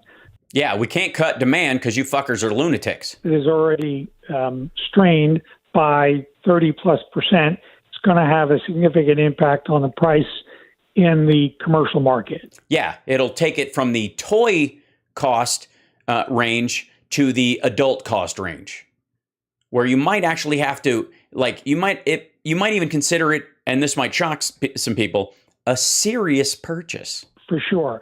It's also going to have an impact on what the military pays for ammunition manufactured at the Lake City facility. Why? Because the cost, the economics of running that business for Winchester would change dramatically. No, it would not. The government has a contract for how much it purchases that ammunition for. That excess ammunition doesn't actually even exist without the government orders. The Winchester facility, it might mess with their profit margin, but it's not going to make them unprofitable. And if they want to, if they think there's a market for that excess 30 to 40% of ammunition that doesn't go out there, if they think there's really a place for it, build a fucking plant. Knock yourself out. Nothing's stopping you, Winchester. Form a separate facility that's not government owned. Go buy some. Go to Indiana. Go to Texas. There are umpteen empty factories that are sitting idle where people need jobs. Right? Go fix it. Come on, American know-how. So the other part of this is for the military, not just in cost, but the reason why, if I'm not mistaken, the reason why Winchester has that 30% and they make 30 or 40% of the commercial market is because the U.S. government orders so much and the efficiency is so high that the plant is too productive for the needs of the market being the U.S. military. Is so they have the staff in case there's ever a major war. They have the staff. They don't have to ramp up. They can just shift all of that over to the military. Okay, if there's ever a major war, we're not, more often than not, we are not sending in troops. We're a first world country. We are, we literally have Space Force now. We have hypersonic missiles and artillery systems. There's going to be very little like troops in combat fighting each other. Period. And when it comes to they're not, and if they do, they're not going to be shooting 5.56. They are not going to be carrying around AR-15s. Military immediately, so we have enough ammunition to be. Yeah. Just in case in case the Chinese start up with us, after we get to the edge of nuclear war and we have battleships and that kind of thing. We're gonna just send U.S. soldiers to storm the beach in Tianjin or in Shanghai. Be able to fight a war. Is that no true? That's precisely correct. And if they can't sell into the commercial market, those employees are gone. That production capacity is gone. And they don't need the production capacity. It's a government facility that consistently overproduces 30% all the time. You don't think they're storing up? You don't think we have a fucking mountain stacked with unused rounds? Jesus Christ. Even if they if they cut production and this is again a whisper campaign. This is the Federalists just spooking people. But if you're going to you cut it 15% and we'll buy the overage for the next 10 years. We've got the budget for it. You're not sending, we got a contract for this amount. Any overage, we're buying it because we might need it. We're going to give it to Ukraine. We're going to give it to, we'll sneak it to the Georgians and the Chechens and the Kazakhstanis. How about that? In a surge situation. In a surge situation. Oh, you mean like in Afghanistan? Oh, we're not in Afghanistan anymore. Damn it. Lost that contract. Shit. Say, hypothetically, we were engaged in a shooting war with an adversary like Russia, China, or something. Yeah. Yes, there would not be enough bullets in America if they attacked right now. That's what you want me to believe? That we wouldn't be able to ramp up production? By the way, how long from the phone call does everybody in the area who can operate any kind of factory equipment, if Russia or China attacks us and we get into a hot war or paratroopers land on the ground, first of all, we're not going to run out of bullets for 3 fucking years. But how long from the phone call, they wouldn't even hang the goddamn phone up before they were running to the factory to help make bullets to kill foreigners. Where these places are, you're shitting me, right? Jerry, hey, man, it's Sam. I know you got that job down at the car wash now because we shut down production on there. We just didn't have a call for it. But the Chinese have invaded. Yeah, and they're airdrop. Hello, we need you to come down here. Hello, Charlie. He hung up. Oh, Charlie, shit, that was quick, man. I didn't even hear you hang up. Hello. That's funny. 3 miles. You ran it the whole way. All right. Thanks, man. What a patriot. Hey, can you get on machine number? Oh, he's already on it. Cling, cling, cling, cling, cling, cling, cling, cling, cling. Fucker's already making 556. Look at that. The ability of Winchester to meet that surge in demand would not exist. It would Bullshit. Yeah, we have a Defense Production Authorization Act. Like, we're not going to run out of bullets, dum-dum. not be able to meet that need, whereas now they can. They can simply shift. They overmeet that need. As a matter of fact, more Americans are killing Americans than anybody who might invade us. So one of the ways we're sort of attacking on that front, if you will, is disarming the forces of evil that are on our own streets. Shift that production from the commercial market to the priority of meeting the needs of the warfighter. So that ability is gone. No, it is not. Then we can't. Bullshit. By the way, this asshole is just worried that if the price of ammunition goes up, the cost of being a member of the NSFF or the NRA goes down too, because you're not going to want to pay to be part of these dumbass organizations if the membership a year costs more than how much ammo you spend at one trip to the range. Meets surge in demands, and the price that the military pays for the ammunition they get now, even in a non-surge situation, would go up considerably. And if we were attacked, the DPA would cover that. Who fucking cares? Nobody believes that. Good Lord. To the commercial market also helps to fund capital expenditures at the Lake Yes, at hospitals and funeral homes and City facility. So it's not just that Winchester sells that ammunition in the commercial market. They also are putting money back into the DOD for capital improvements, capital expenditures at Lake City, so that it is. Yeah, but you guys don't give a fuck about what about the carrier plant? Maybe those guys can go work at the carrier plant? Oh no, how about I know all those guys that get laid off from this bullet manufacturing plant can go work at Foxconn and. Oh no, that's not happening. Okay. State of the art and can meet surge demands for the military.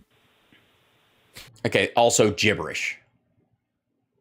So, as this was revealed last week, it was revealed in an article put out by those who would warn us of the impending danger, the time, the Federalist, the very people who choose Donald Trump's candidates for look at this. Look how it's got wood on it. Like it's this is just that's an old-timey weapon, man.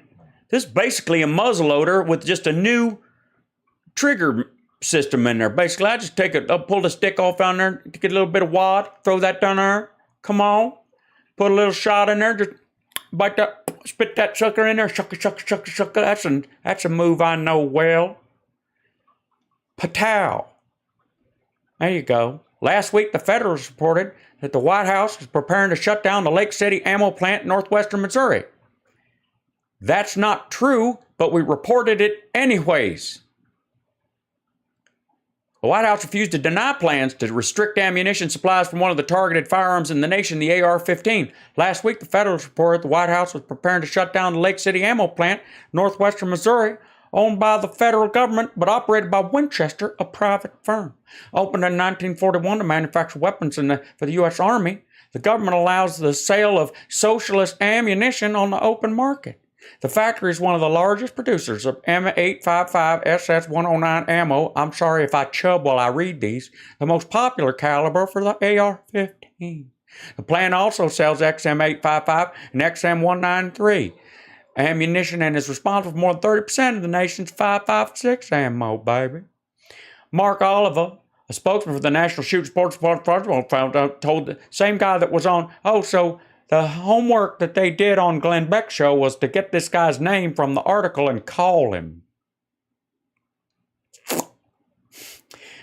Told the Federalist, The Winchester was informed that the government is considering restricting the manufacturing and commercial sale of legal ammunition produced at the Lake City, Missouri facility. The news led 50 House members to send a letter to the Biden administration over the president's impending decision to curb operations. We urge you to immediately end consideration of this action, they wrote, which we view as a backdoor attempt, attempt to bypass Congress and ban legal and highly popular commercial ammunition, certain semi-automatic rifles used by law-abiding Americans across the country. White House Deputy Press Secretary Andrew Bates disputed the potential of government closure in Monday tweet, but left the door open to halt open market sales. We will not let this plant close. Bates tweeted before adding, emphasis is ours.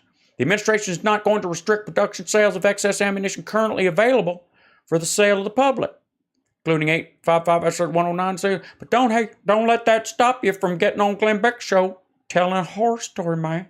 Coming for they're going to get you. They're going to take away your guns, and they're going to give it back to you empty, and you're just going to be running around yelling, pew, pew, pew. Andrew Bates, this story isn't true. We will not let this plant close. The administration is not going to restrict production sales of excess ammunition currently available for sale to the public. Currently. That's a trick word right there, currently. What happens when they run out? White House spokesman only committed to a green light for sales of ammunition currently available as the administration presumed to proceeds for plans for future restrictions. They're going to take your guns from the inside. They're going to crawl up in your chamber. They're going to wiggle on your trigger. They're going to take away your pew-pew. You're going to be standing there with an empty black straw with a stock on it, wondering what happened to you, America.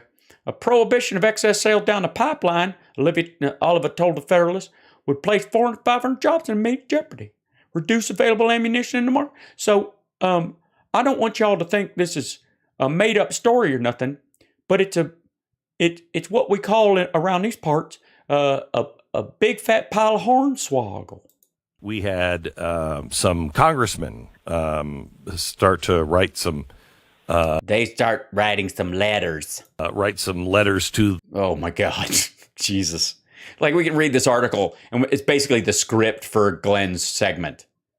The White House. Hey man, they're gonna take away your pew pew. Some press started to. Some people started to write some letters, and some press started to say some things. And this is hard hitting. This is cutting edge. Jesus. Hal, you should be a lobbyist. That's what I am. It's some very strongly worded letters. Sniff around at least. Jesus Christ. They're going to do some writing and some sniffing. It's damn frightening, man. Come on. On the right side. Sniffing on the right side. We'll get up under the left side, man. That stinks all around. We started to sniff around and immediately. Sorry. I don't know what he's sniffing. He's sniffing. We know that about him. You go up to her and you sniff and you keep sniffing and you go, is that Shalimar you're wearing? Immediately, the gates are closed to the White House. Well, that's what it smells like anyway. It smells like smells like somebody's gates are wide open. And they say, this is, and I want to quote them here. This story is not true. The reports on a possible ban are way off. Do you believe that? I mean, the person making that. Go ahead. It's Glenn Beck's version of the stranger sniffing around the right side. Yeah, basically you have to sleep on your face so your nose goes numb. So it's like you're being sniffed by a stranger. Is that what it is? Is either woefully uninformed of the facts. They're woefully uninformed of our conspiratorial freakout, and as a lobbying arm of gun sales, everybody goes after the NRA. I'm here to tell you this prick and this group, the NSSFFSFFF, the sport guys who are trying to like dovetail heavy arms and heavy guns into the sporting world. Those guys are when they talk about how that's the gun lobby amongst the NRA. The NRA is just kind of a big, like aggregate for gun owners in the country. And like I said, most of the time, if you go to a lot of shooting ranges, if you sign up or you have an NRA card, you get, a discount. They subsidize these ranges, and then they get membership dues and that kind of stuff, and it pays off over time. These are the guys who actually actively get AR-15s and shit like that sold in sporting goods stores. Because there was a meeting at the highest levels of the military on Friday to discuss this very issue, or they are not being truthful. Or you're not being truthful. I would also throw that out there. I'm just going to say, might want to. It did happen. It is happening. It will happen, and it can happen. And it's happening. Can't you see it? I can see it. I can smell it. Sniff around, Glenn. Can you smell it? I smell it happening. Right. And there is a letter from 50 House members that has gone to the White House yesterday, led by Congresswoman Vicky Hartzler, in whose district the Lake City facility is located. Yeah. I mean, what kind of chance does she have to getting reelected if ammo isn't being dumped onto the streets of America? And Senator Blunt's office from Missouri has been engaged in this issue as well. So, in 2015, the Obama administration tried to ban this ammunition under this incorrect legal theory that it was somehow armor-piercing ammunition. It is not, by definition, armor-piercing ammunition. Not by definition. It does. It doesn't pierce the armor on, say, a tank. Body armor, yeah, but fuck cops, right? Is that the idea, Glenn? Ammunition. It does pierce cops' necks a lot. That and their rib cages. Oftentimes, it will strike their arm and go even follow the bone up into their abdomen and their chest cavity, causing them to bleed out. It does do that. It bounces around really well. I mean, it's anti-personnel rounds. That's what they're for. It's people killers. That's what they're for. It's not deer rounds. It's not dog rounds. It's not feral hog rounds. They're rounds for killing people. Lots of them. Okay, hold on just a second, because that's really important, because I just read another story today that said that this is armor-piercing ammunition. Now, you say by definition it's not. Right. Because it doesn't pierce armor-plated vehicles, but it pierces body armor, and therefore...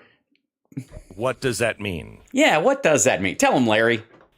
Go look up the Gun Control Act, Section 921, and you can find the definition for armor-piercing ammunition. And if you look at this... Yes, the Gun Control Act of 1946...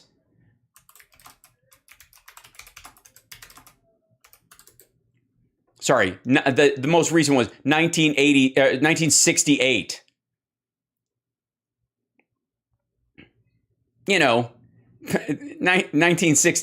We had all the same guns then we had now. You could buy an M16 on the street.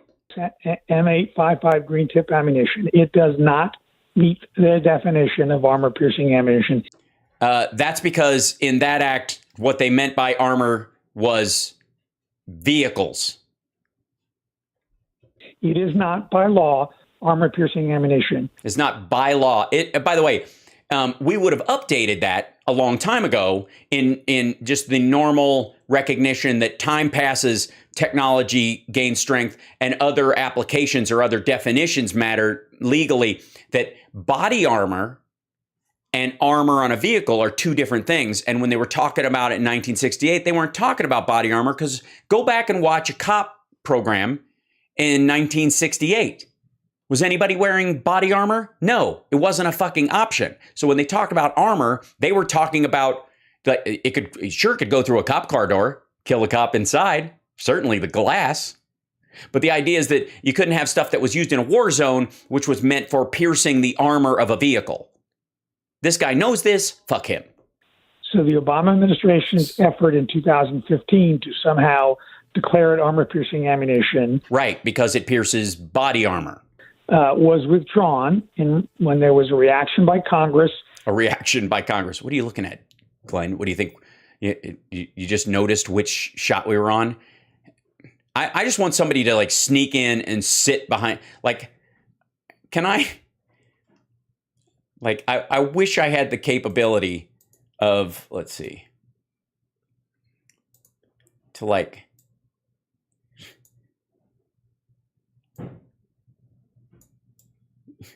shrink myself down. Whoops, hold on. Get back up here.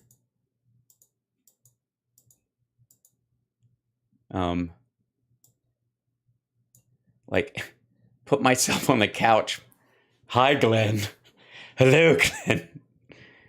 Glenn, don't look behind you, Glenn. Don't be afraid. And there were over 300,000 comments, Glenn. Psst, Glenn. public comments to a notice that ATF had put out. They backed off. Well, of course you have to back off.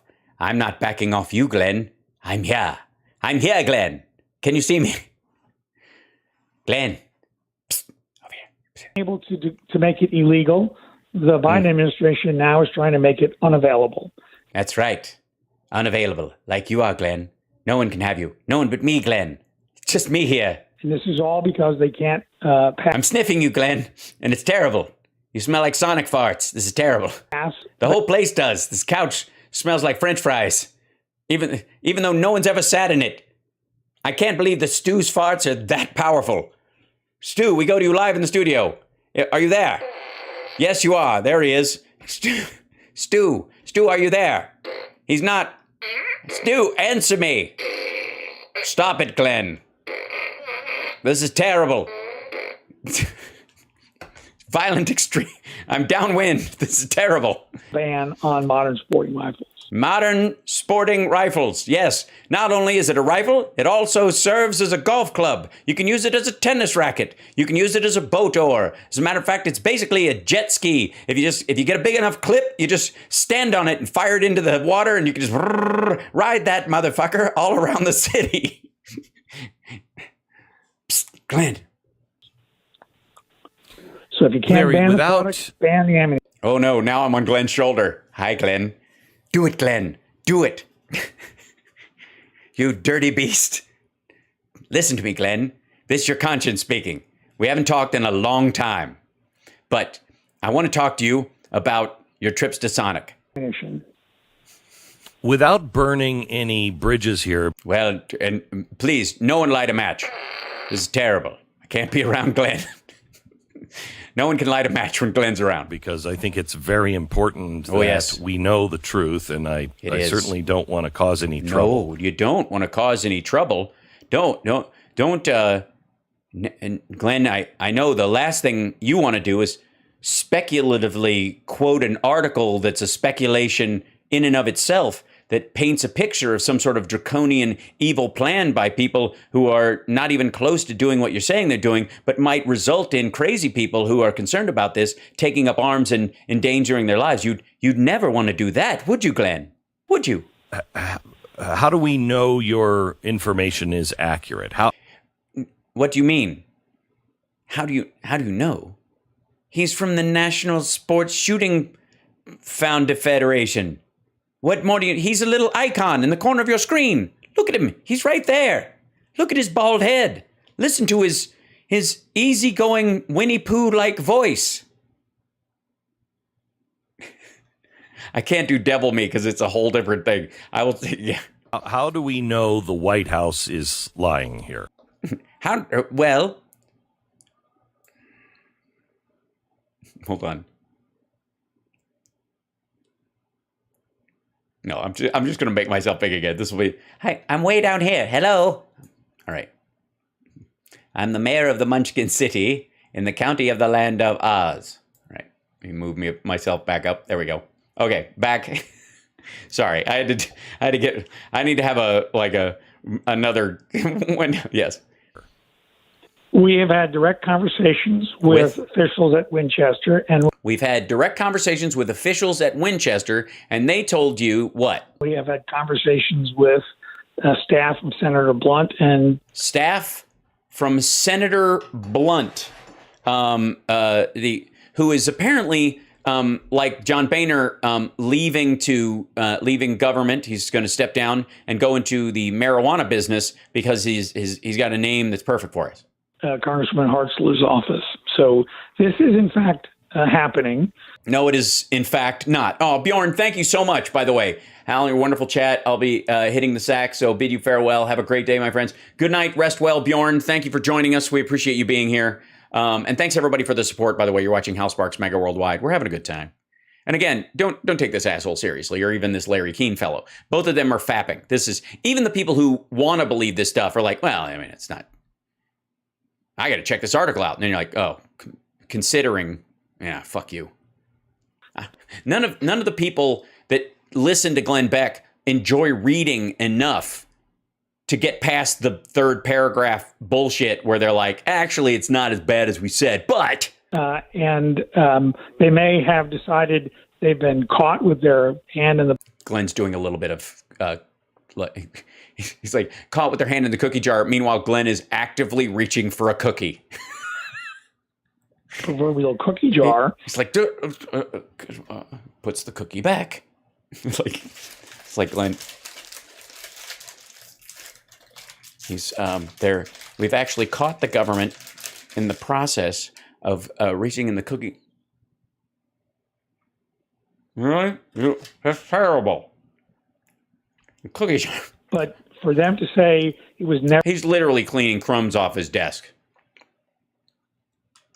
Never under consideration. Again, either the person making that statement is woefully uninformed. Of what? Your talking points or the lies you're trying to spread, Larry? Of the true facts, or is misleading the public. Well, that's your job, Larry. Sorry, Lawrence. I know you don't like to be called Larry anymore. You're all grown up and you're no longer a child actor, Larry. Another way of saying that is lying. The White House is.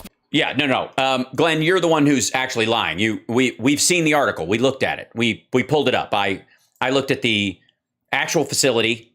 It is one of 4.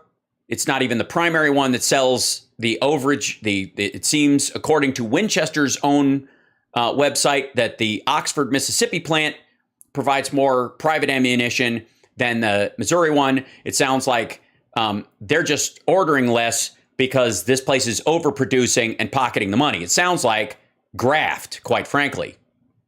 It sounds like these assholes are using the government-funded facilities, the government-funded factory and mechanics and workers of this place to overproduce on purpose so they can make money on the back end. I mean, honestly, this sounds much closer to the stories that Philip Bittner and I talk about in China, in Russia and China. Yeah, it's not a Fig Newton. It's I had it on my desk. It's the fig bars, the Nature's Bakery fig bars. Those are lovely. Been lying. I fell in love with them. Craft service will often have them, and it's one of the few things I can eat with good conscience on a craft service table. About many things, they continue. I don't know what the fingerless gloves thing. I think it's just that boogers get caught on the ends of the gloves, and he just had somebody cut them off. To say things are conspiracy theories or they're. You're a liar. Glenn. You're lying. He's lying. You're both full of shit. This is garbage. Even if they do draw it down, you're again clamoring for socialism. It's really weird. Why don't you just go back to what you normally do, which is yelling for the government to nationalize the oil industry? Seriously. And I'm the commie. I'm the communist. Because I want a public option and I voted for Joe Biden. And I think we should have common sense gun reform. I'm the communist. Meanwhile, these dickheads want government funded bullets, government subsidized bullets, and nationalizing the oil. Or inaccurate. And then all of a sudden, what do you know? All of a sudden, what do you know? You've moved on. You're no longer talking about it. And it was always bullshit to start with. And you never go back and cover the stuff that you were lying about in the first place. It turns out to be true. Has this stopped? Do you know? Is the pressure off of Winchester? Is this the pressure from who? Their employer? Their primary contractor? Their boss? I'm sorry, Glenn. Ask Stu. The pressure from the boss is never off. Not going through now that they've been nabbed? Now that they've been nabbed. We have not been informed that this Really? They're not calling you, Larry? I would think. has definitively been withdrawn and is no longer being considered. He's like, he put the mute on. He's like, can you get me some more cookies? I can't eat these crumbs. They're bad for you. I read someplace that it's only good for you if you eat a whole cookie. If you eat a whole cookie, it's not fattening. But if you lick the crumbs off the table, it goes right to your midsection. I read that somewhere in the Federalist. But this, Look at him. He's just chit-chatting. Who the fuck? Larry, he's not listening to you. this is Neither am I. not the first time we've seen an effort by. Look, it's like, get around here. Go over there. Don't walk through the back. It fucks with my motif. Who the hell is he yelling at? He's pissed too. Look at him. Whoever showed up, he wasn't happy about it. I'm going with family member. First Obama, now Biden, to Look at that. He's just like, ugh. ban this ammunition and to make it unavailable. So we are going to continue to pursue this issue to ensure that As a lobbying arm of the Sports Rifle Association and gun manufacturers and ammunition manufacturers and gun ranges all over the place, because sports shooting is really the purview of ranges, and that's a lot of money in certain parts of the country. And if the price goes up, fewer people will go just to dick around. They might actually go there and do what you're supposed to do at a range, which is practice your use of a deadly weapon for the unfortunate time in your life when you may actually need it, instead of just going, oh man, listen to the sound of that fucker. this is not no longer a recurring problem, and that that whoever holds the contract for the Lake City facility, the government, has the right to sell this excess ammunition into the commercial market. No. The fact that there is any excess ammunition is in and of itself an artificial stimulus on the market. This is commie bullshit, and I will not stand for it. Who's Stu? Stu is Glenn Beck's stunt co-host. He doesn't actually get to participate much.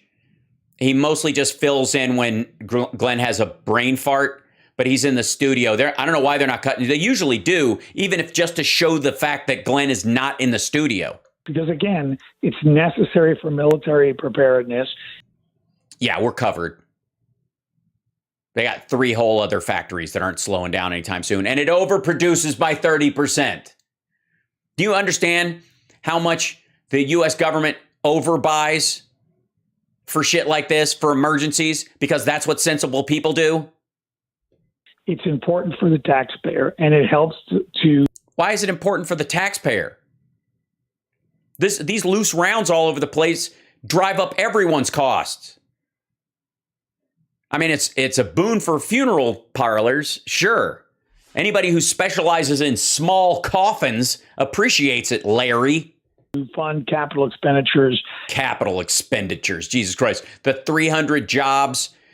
I'll tell you what.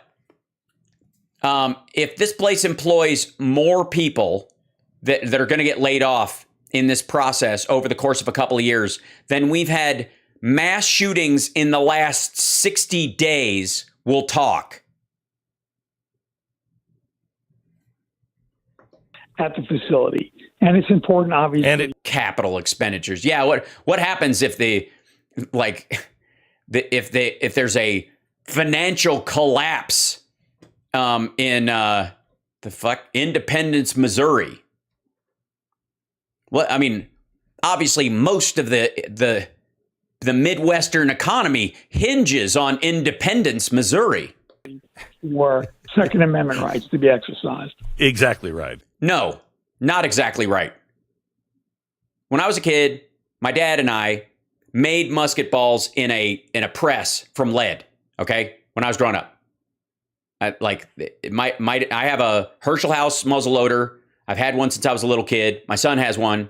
My dad has several traditional shotguns that are flintlock or cap percussion. They're called shotguns. They're single use, single load, or double barrel for the percussion shot guns. And you could, and there's actually, we have a double-barreled muzzle loader too, which is a rarity. The accuracy is lower, obviously, but it just shoots a ball instead of shot. Let me tell you, that's plenty. A lot of times, that's plenty. Especially if you live out in the sticks. You got two of them.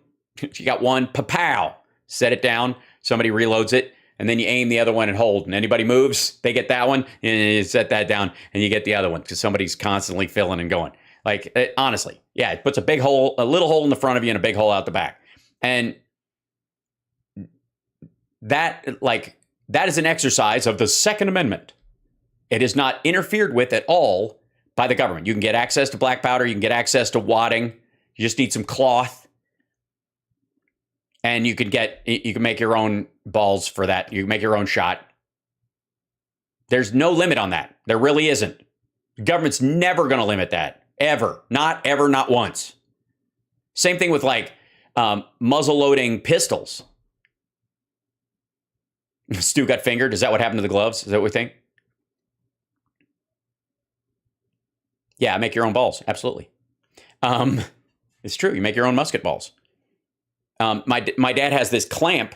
You pour the lead into it, bang it, and then you open it up, and the ball drops into water, and it's just a lead ball, just in that. And that's how you make them. And then you load them. You keep them in a little pouch. Wash your hands. It's lead. Don't mess around with it. But the idea that you can't get military grade 5.56 for your fuck around rifle is going to limit your availability to defend yourself in any kind of circumstance is insane. Unless you're a gun runner, a predator or a human trafficker or working for a cartel, you don't need 2 magazines full. And if you need a hunting license to kill feral hogs and you need an AR-15 to do it, why would you hide that from the government? I mean, you could probably write it off on your agricultural expenditures. Exactly right. Get a tax break for your AR-15 if you have feral hogs and you can prove it. Knock yourself out.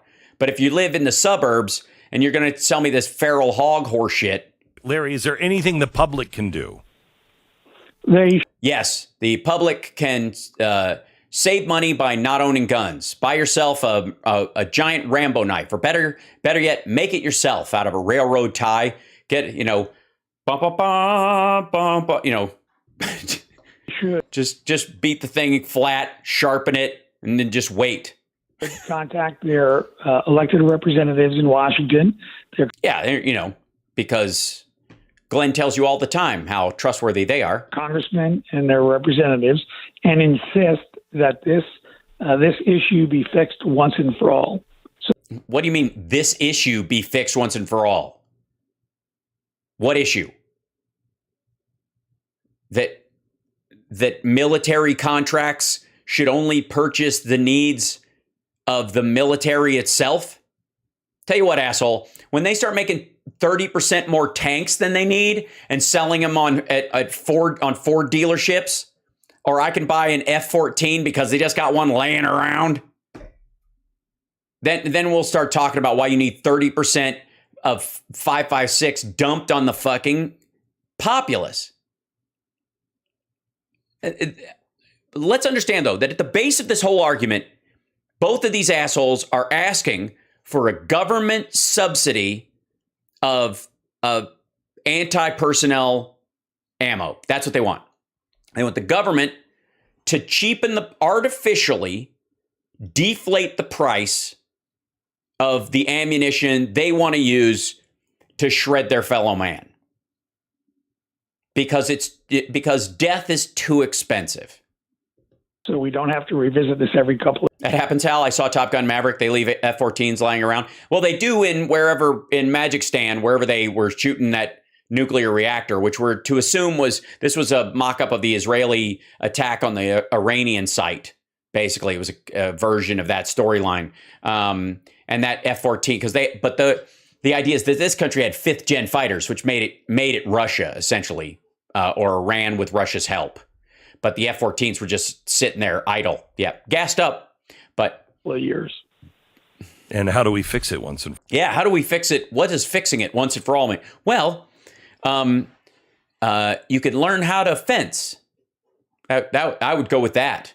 I think we should return to the days where men carried around a fencing sword. No sabers. That's cheating. And because you got to aim.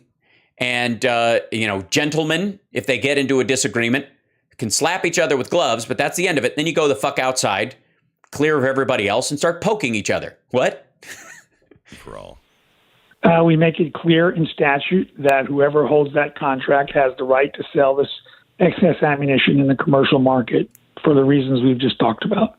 Yeah, here and then the government will just not order any excess ammunition or declare that any excess ammunition is bought at a premium by the government, since they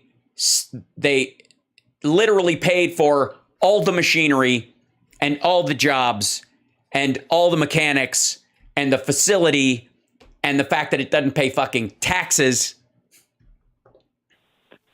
Okay. I have a giant Rambo knife too. I have at one point I was going to collect all of them. I haven't got the newest one yet.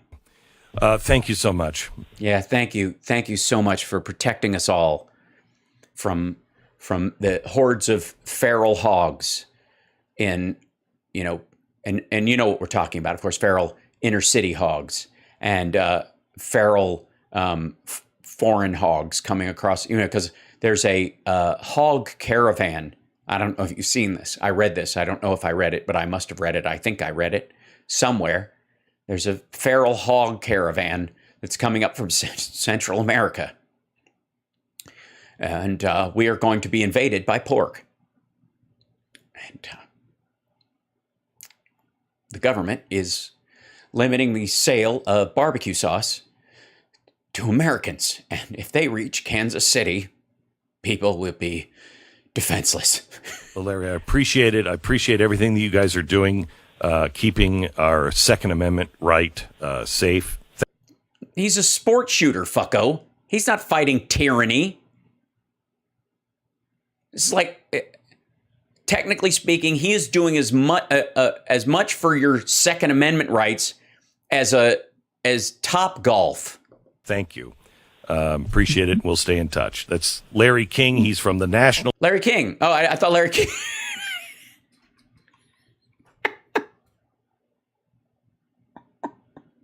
On his way out the door. Just when you thought this wasn't just enough of a bullshit story. Larry Keene. Keene is the man's name. A dear friend of Glenn Beck's. Always great to have you on. Larry Keene. Thank you. Larry. Appreciate it. We'll stay in touch. That's Larry King. He's from Larry King.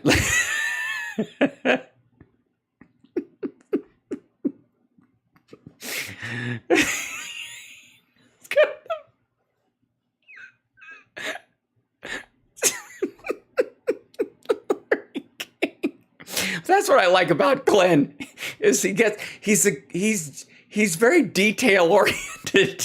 Jesus Christ. Yes, the real Larry King is dead. Apparently Glenn thinks he's being haunted. Larry from Rochester, hello. Larry from the National Shooting Sports Foundation, hello. He's back, Larry King. Fucking asshole. I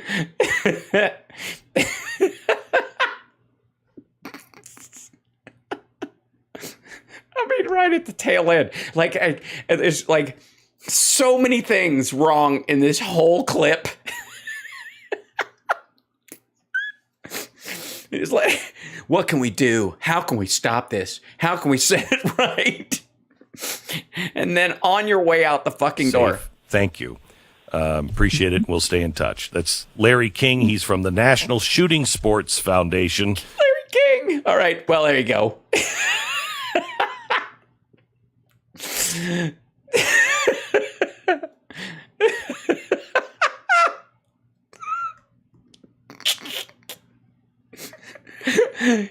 It's literally, he's got notes in front of him. The video is up on a monitor in front of him. He's been staring at this thing the whole time. They looked up this asshole on this Federalist Society article to get him on the show. Larry King. Son of a bitch. Oh, God. Larry from Pew Pew. Hello. I'm not tired. That's funny. That's very funny. The whole show. We'll stay in touch. That's Larry King. He's from the National Shooting Sports Foundation. I mean, come on. About the Missouri ammunition plant that the Biden administration is trying to curtail, which would... Oh, God. A vicious curtailing. My God. What will stop the great curtailing of 2022? Perhaps our only hope is the ghost of Larry King. He absolutely did say Larry King. He did not. He did not say. Oh God. Cut off a third to 40% of the socialist ammo in America. The government supply. By the way, Larry King and Glenn Burke don't think the government can do anything right except make ammo, which they want to buy on the cheap because the government artificially floods the market with extra bullets. Of the 223 and 5.56 ammunition, which is the ammunition used by modern sporting rifles. Modern sporting rifles, get us out of here. Pow. And then play that, like, what's his walkout song? I find this... Oh, okay. That's Stu, by the way.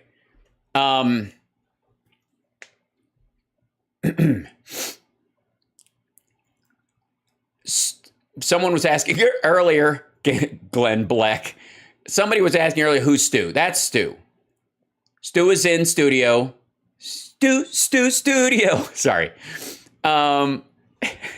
Stu looks very mad. Stu looks like he was just woken up and he was wearing teensy-tiny skiing goggles up till a second ago. Did he just take off his glasses or was he wearing the tight little weird glasses? See what I mean? Look at his face. Is it weird? Like, all right, never mind. He just took his glasses off because he wasn't expected for him to call on him, apparently. And he was napping with his glasses on, his face against the microphone. Just so let's see how. I guess they're gonna do a little epilogue of his conversation with Larry King. A story that's coming out of Missouri to be really Missouri insidious. The story is insidious. Well, that's true because it's a lie. It's bullshit. And even if it was true, it's none of your goddamn business, and who cares? Again, the president said yesterday, he was talking about gun control, and he said there's many ways to skin a cat. And believe me, they're going to use every way to skin a cat. One of them is to remove the... let's see, how would you analogize this? Take all the pre-skinned cats away so that it doesn't distract you from the actual skinning of the cat. No, that didn't work. Here's the one thing that Glenn understands more than anything else. That the Democrats are very good at. Mm-hmm. We're very good at confusing Glenn Beck. That the Republicans suck at. Oh, humanity. No. Interpersonal skills. Getting laid. Let's see. Not accidentally using racial epithets. No. And that is, while they're not in power, they are making plans.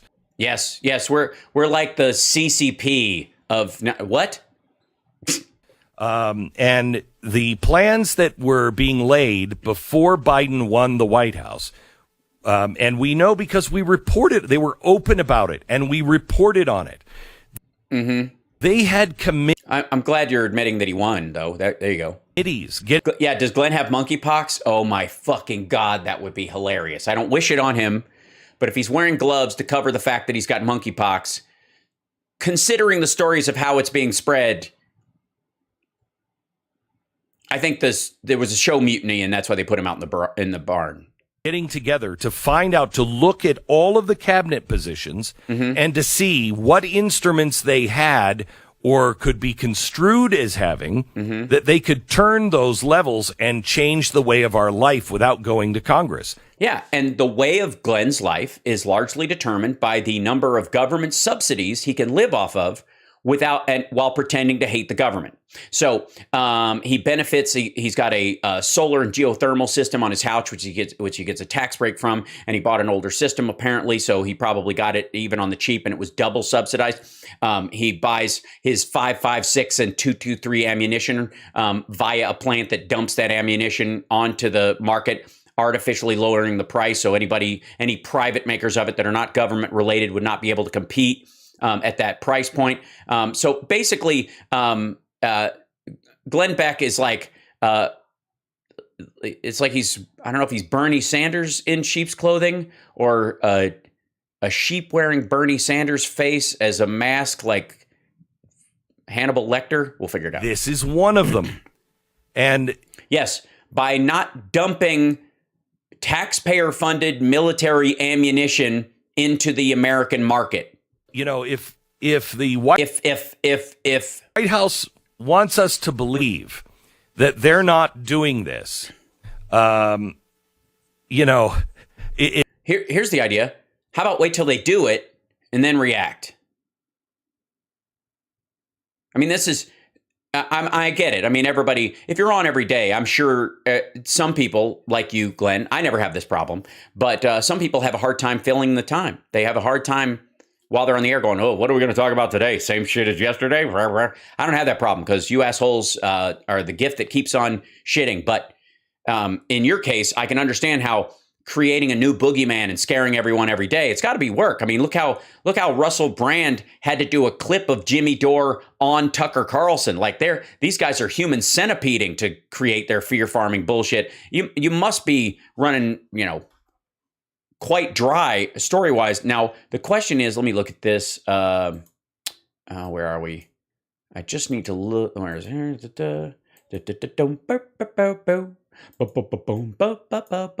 Where is it? God damn it. Where'd that article go?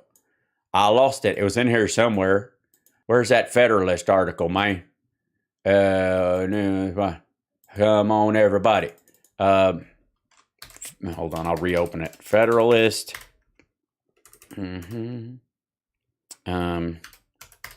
Federalist. Missouri. Ammo. Well, that'll do it. Yeah, this is an article from 5 days ago. That's the one we were looking at before. That's what he was talking about. White House aims to shut down ammunition sales while Dems claim to engage in good faith gun talks. How dare they? Look at that. And then the next article that came up, the one before it was this one. This is the other one. This was 9 days ago. So they're basically hammering this. White House refuses to deny plans. We made up a story, and they won't answer. They won't pretend our story is real enough for us to freak out. This is the White House aims to shut down ammunition sales. Well, I mean, I think what they're trying to do is support capitalism and an open market by not dumping government ammunition onto the market. Hold on. Let's see if this is working. Where are you? Dunk. Where are you? There we go. Sorry.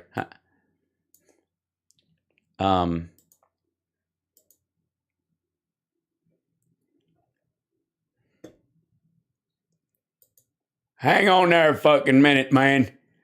Minute man, that's a good job for me. I'd been a minute man during the Revolutionary War. Man, I love this country so much, I'd have been Paul Revere's horse. Listen here. I do live in a tiny little green box sometimes. It's good.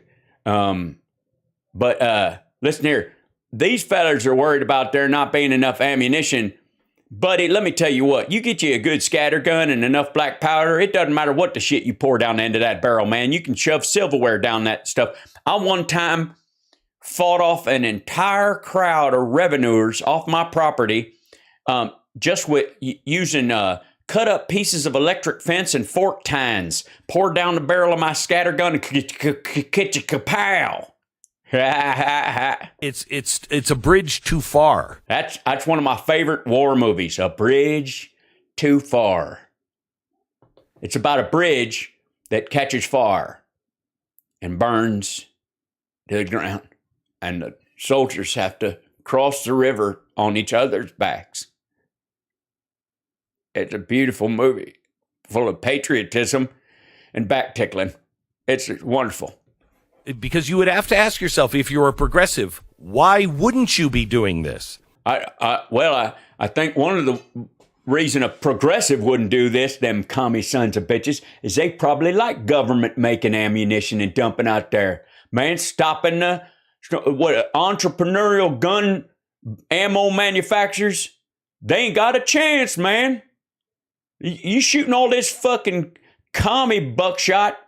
How the good old American entrepreneur, you know, my daddy used to hand make 40 Mike rounds in our shed, sold them on Etsy. He made it fine living. And for a long time, knitted him himself. You wanted a good 40 Mike, just for-pooey. You come on down there, man, he'd open his little case, he'd go door to door selling 9mm rounds he'd carved himself. It was he was the first in our family and the last to actually only skip school half the time and graduate somewhere else loudly from high school.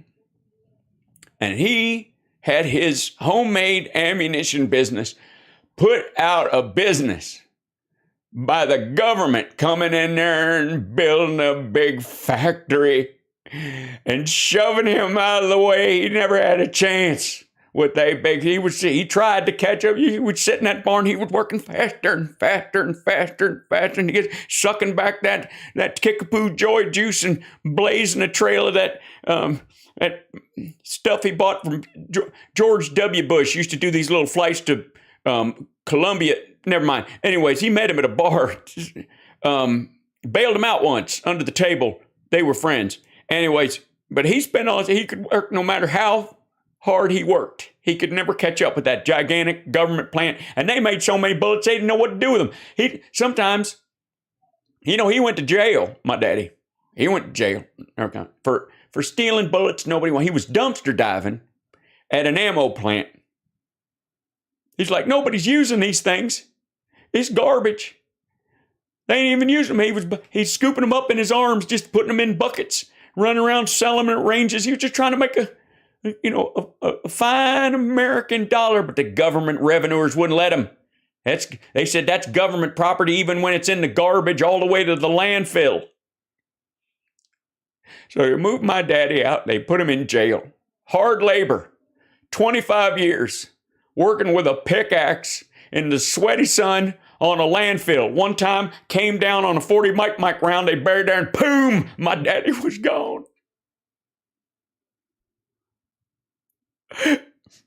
The irony. Killed by a communist 40 Mike.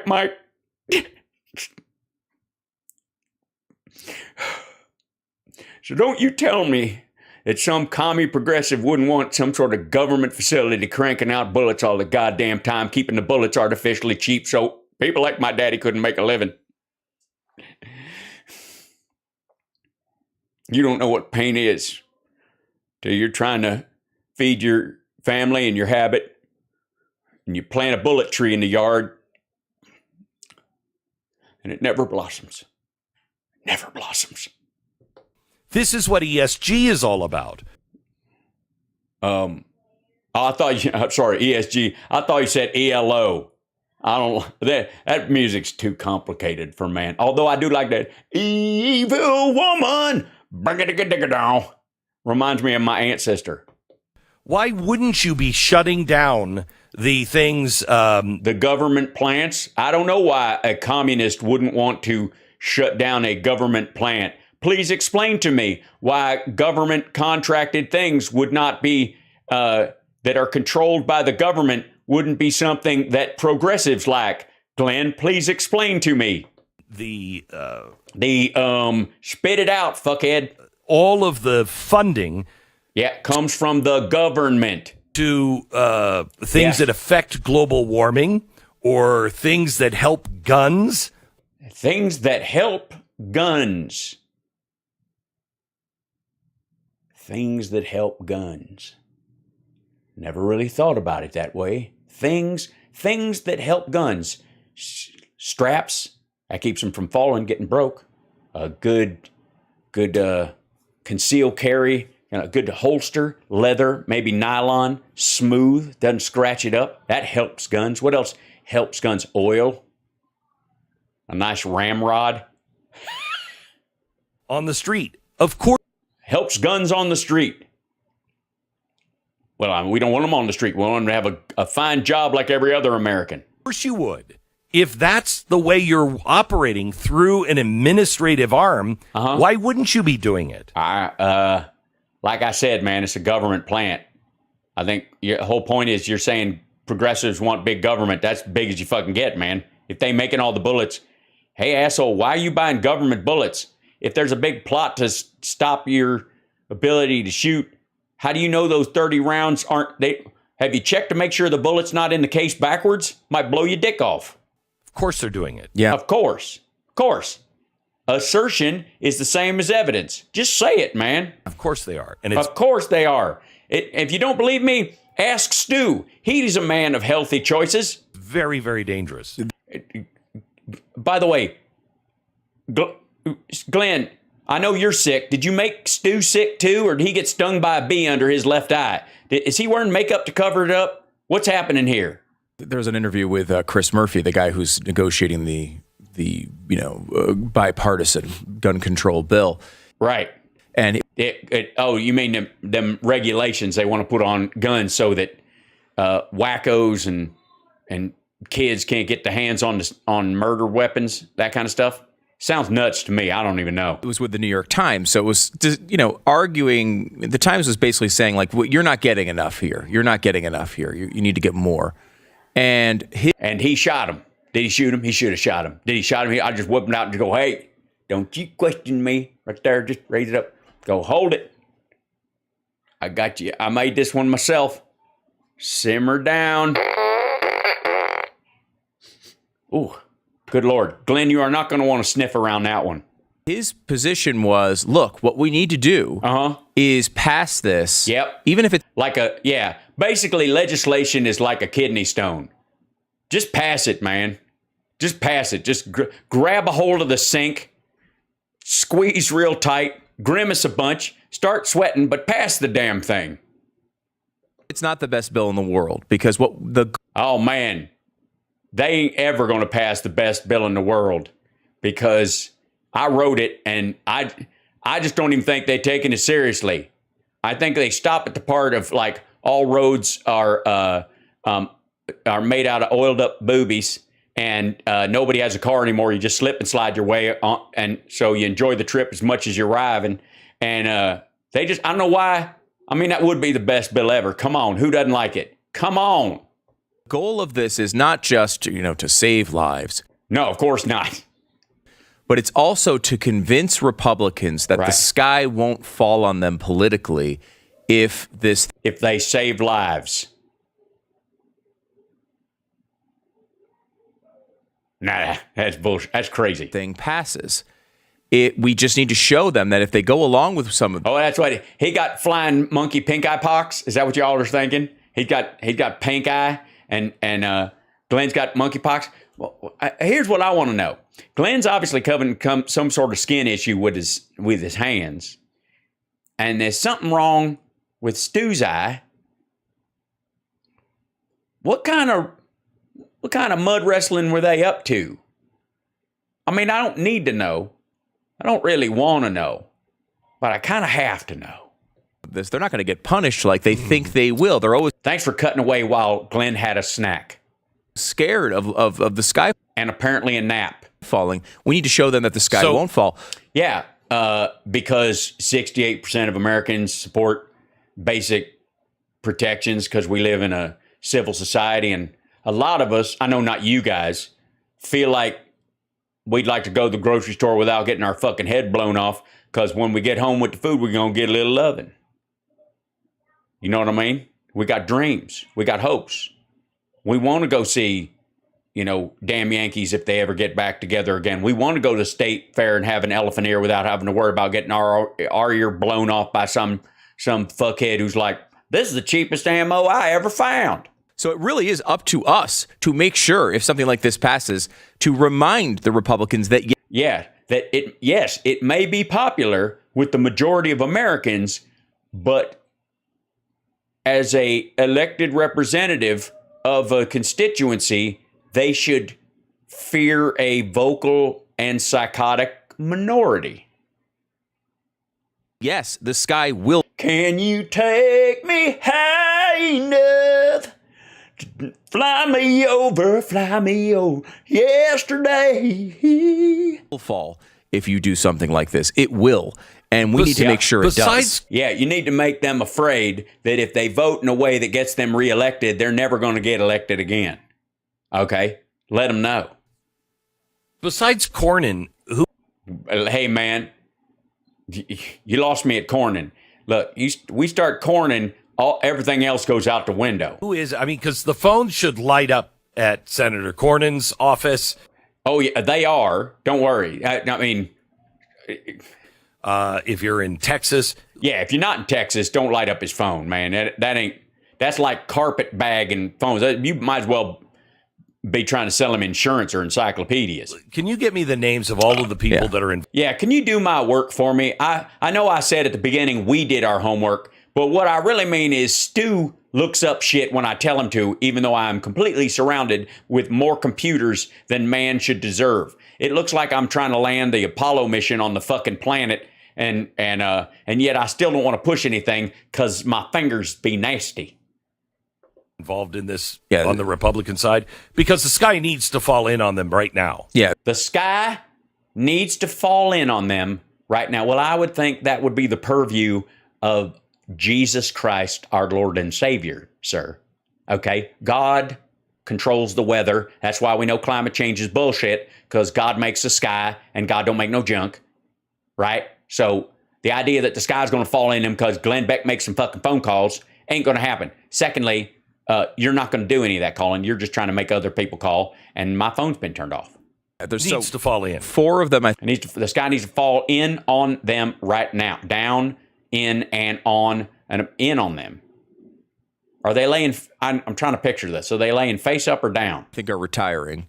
The other 6 are not up for election this year. What cowards? But yes, these cowards that are doing something that you are threatening them over.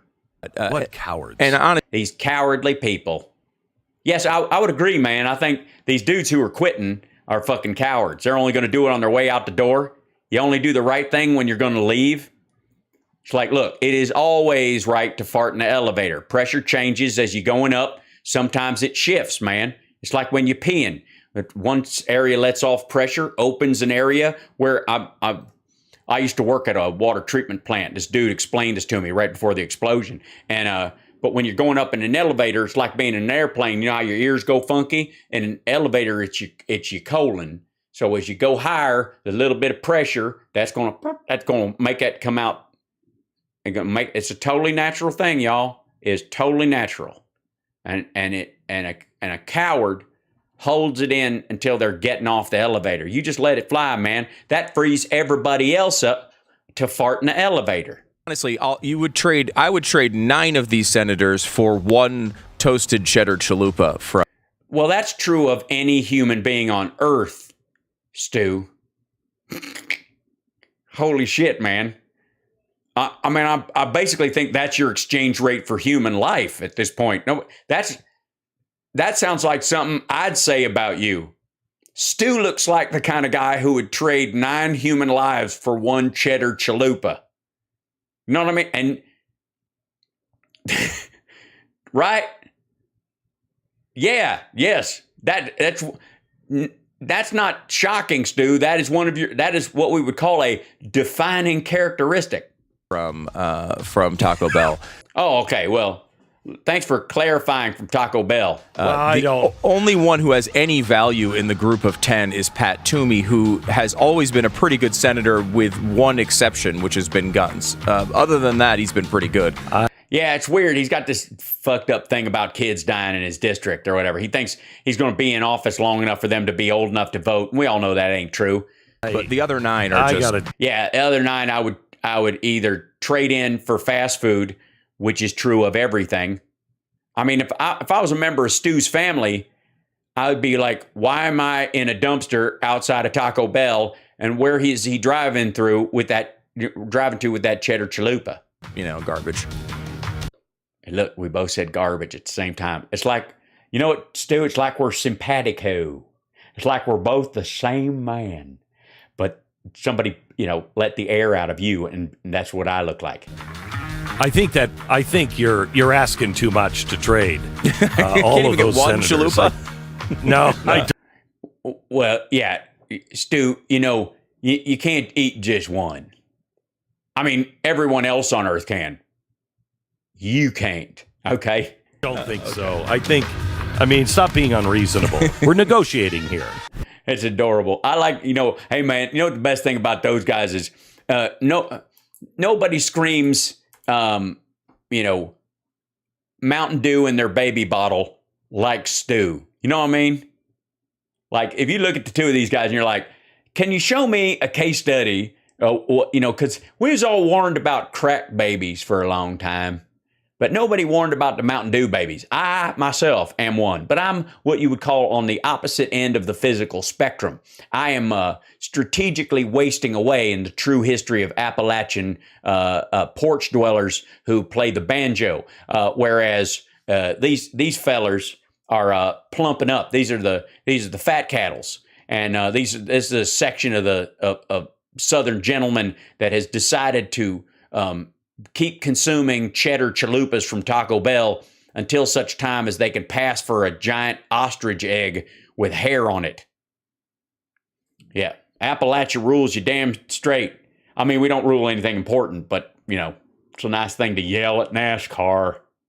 Show me your butthole. Come on now.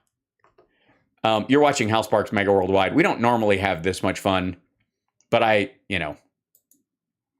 it's fairly hilarious, and I'm way over time. It's 6 o'clock. Like, I went way long today.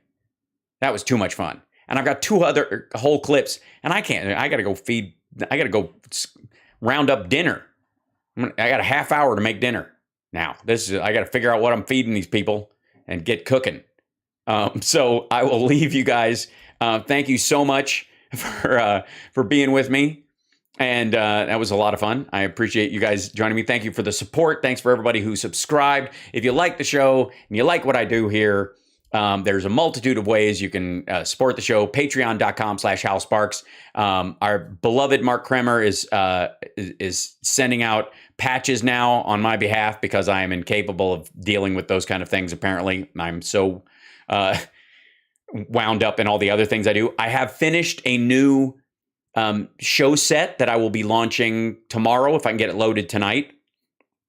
And tomorrow I'll be live tweeting the committee hearing, and then I will show some clips from it in the afternoon and perhaps some of the other clips that I didn't get to today, some of which will still have some meaning because of who they're coming from and who's getting talked about. They might even be more important. So more poignant, more specific, more pertinent to the conversation because of what's shown at the committee hearing tomorrow. So I'm not having chalupas. We're not doing chalupas. We're not doing it for dinner. We're not. Although I might make my kid a burrito because he likes burritos. Yeah. Anyways, I adore you guys. Thank you guys for sticking around. Sorry I went so long. Thanks for supporting the show. Thanks for subscribing. I appreciate your time. Look at us. We're at 988. We're getting back up towards 1,000. Think about helping us out. It'd be a great time. I'm gonna have to lower this down to like 1,250. Otherwise, people are gonna go, I don't even notice that thing. It's just it's just a purple and black stripe. People are gonna think that the black part is what I'm trying to go for. Anyways, take care of yourself and take care of somebody else, and I will see you tomorrow afternoon.